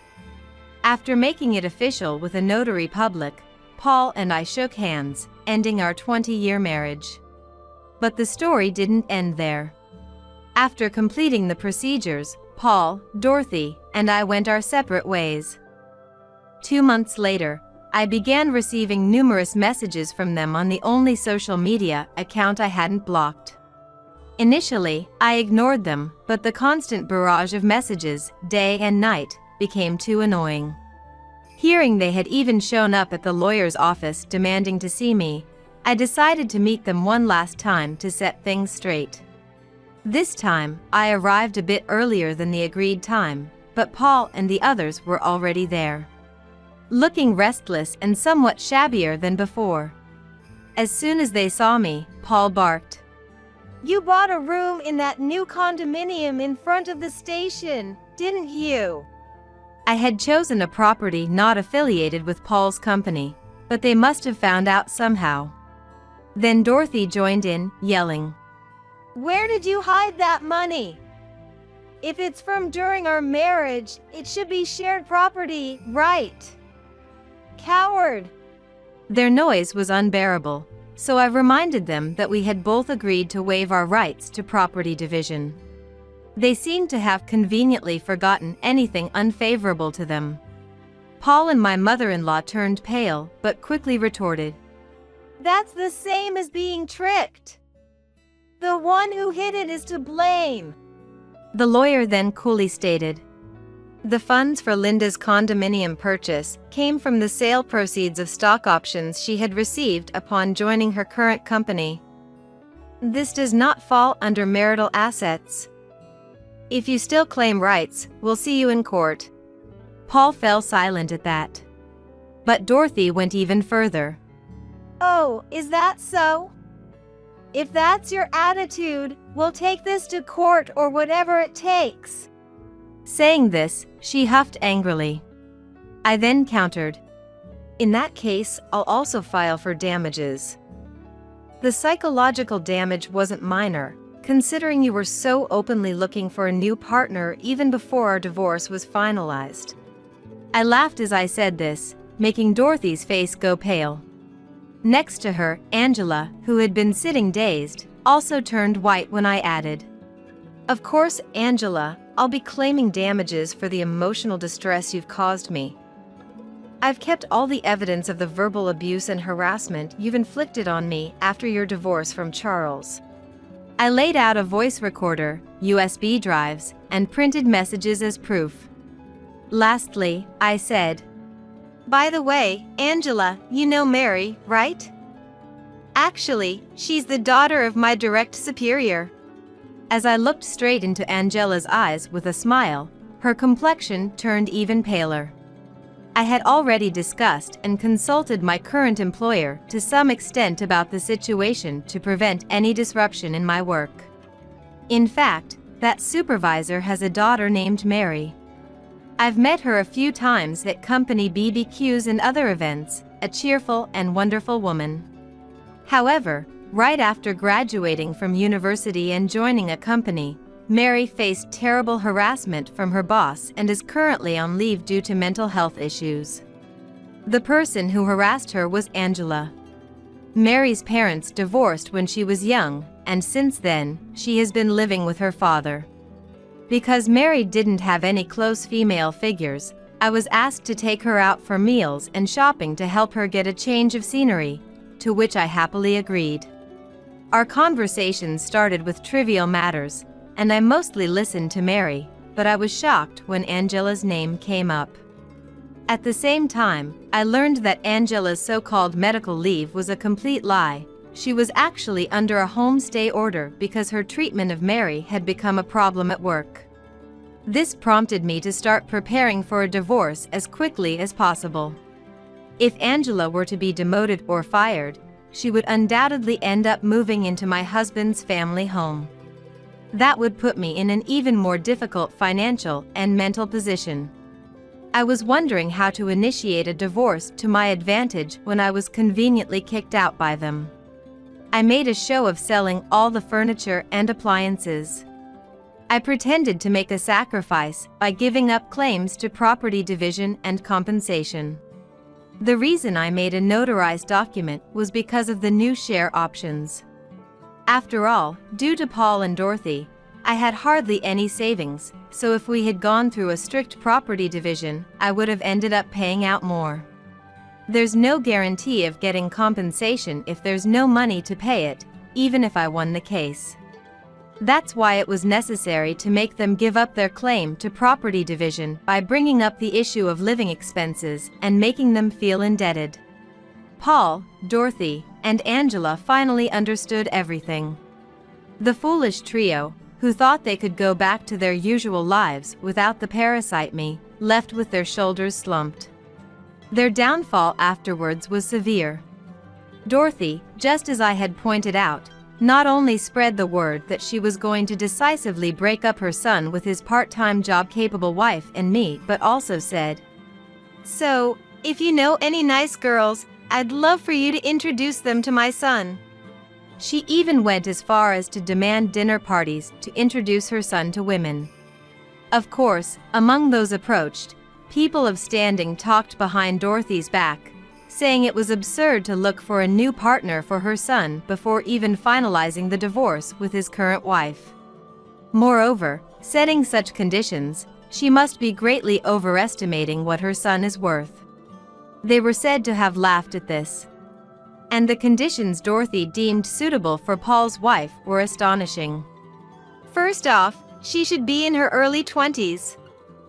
Anyone older would be too influenced by society's nonsense about equality in marriage, right? She was reported to have said. This alone was shocking enough, but Dorothy didn't stop there. Of course, we'll cut ties with the wife's family, but before that, they should hand over their inheritance up front. We need someone with a certain level of assets and financial power. And could we get a medical checkup to ensure she's capable of having children? She went as far as to say this, earning herself contempt from listeners. Unaware of the cold stares around her, she continued. Of course, being tall, stylish, and beautiful is a given. Thank you in advance. Naturally, no marriage proposals came Dorothy's way, and in her desperation, she apparently sent a flurry of urgent calls and messages. However, she was either turned down because no one met her conditions or simply ignored. Soon, the rumors of my divorce spread among friends, acquaintances, and neighbors, making them a subject of ridicule. Perhaps unable to bear the disdainful looks due to their previously arrogant behavior, they ended up confining themselves within their home, not going out anymore. Recently, there have been rumors about hearing screams, shouts, and the sound of breaking dishes coming from their house, supposedly from Dorothy. Previously, Dorothy would vent her frustrations on me or indulge in spending to relieve stress. Now, without me as her punching bag and unable to shop or take short trips for stress relief, she might be wreaking havoc at home. Meanwhile, Paul had left all financial matters to me since our marriage. He seemed not to understand the basics of budgeting, and even after the lawyer explained it clearly, he remained overconfident, thinking, "If she could manage the living expenses, then I can easily do it too if I put my mind to it." That appears to have been his careless assumption. However, Dorothy and Angela, who were supposed to take over the household chores, abandoned everything, considering it too much of a hassle. Meals became all delivery or takeout, and cleaning and laundry were left to a housekeeping service, among other miscellaneous tasks, leading to a financial breakdown in just 2 months. The credit card Dorothy used for living expenses was quickly revoked, and their meals turned to just toast and coffee for breakfast, instant noodles for lunch, and mainly takeout for dinner. Laundry was done all at once when they ran out of clothes. Living a life of only cleaning visible areas, they ended up leading a nutritionally unbalanced and unsanitary lifestyle.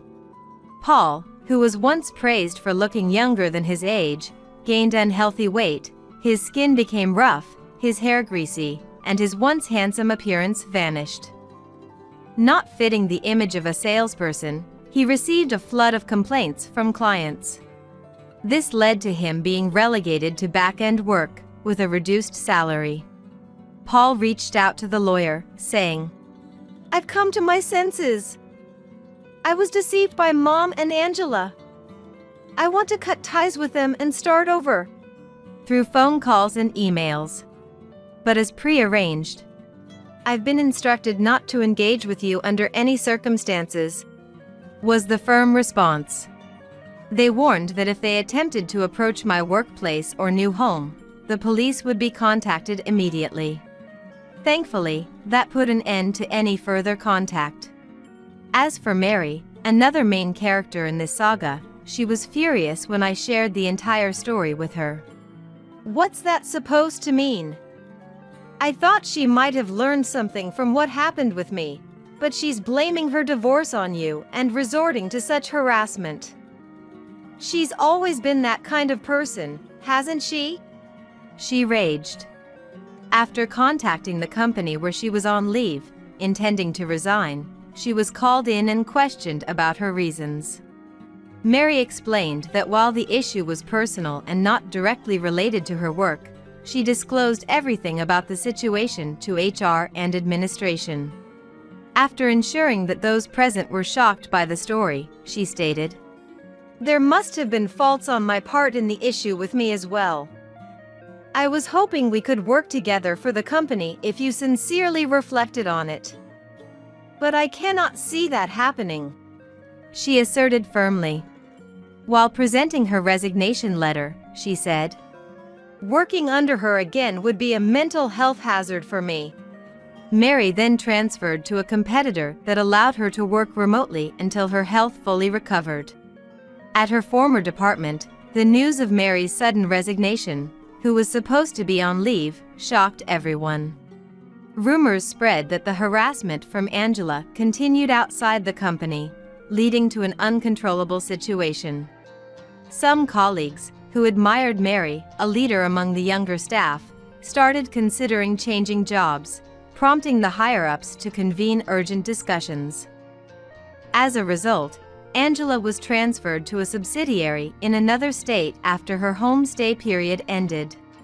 Despite Angela's resistance, claiming the transfer was an unfair treatment, the threat of dismissal forced her to reluctantly accept the assignment. However, at the new company, rumors had already spread, leaving her completely isolated, with no one to socialize with and receiving only the bare minimum of communication needed for work. Crying to Paul and Dorothy, "I want to quit. I want to come back," she was met with, "We don't need an unemployed troublemaker. Whose fault do you think this is?" "That's right. You are the real disaster and parasite." She was harshly rebuked by the two. Now, in a corner of the subsidiary where no one approaches her, she continues to work, a shadow of her former self. As for me, after the divorce from Paul was finalized and this whole ordeal ended, encouraged by Mary, I remarried my boss after about half a year of living together. To be honest, considering my 20-year marriage with Paul, I wasn't inclined towards remarrying, but Mary said something along the lines of, "It might sound odd coming from his daughter, but marriage can be good depending on the partner. I think my dad, despite his age, is quite a catch." Mary encouraged me, seeing my hesitation. Indeed, in less than a year, I've laughed more than during the entire 20 years with Paul. Having a partner to share a life where I can be myself has truly brought happiness. Sometimes, I think if I had made this decision sooner. I do feel a bit of regret, but dwelling on the past and wasting the remaining time seems far more wasteful. I plan to cherish the peaceful life ahead with my new husband and daughter.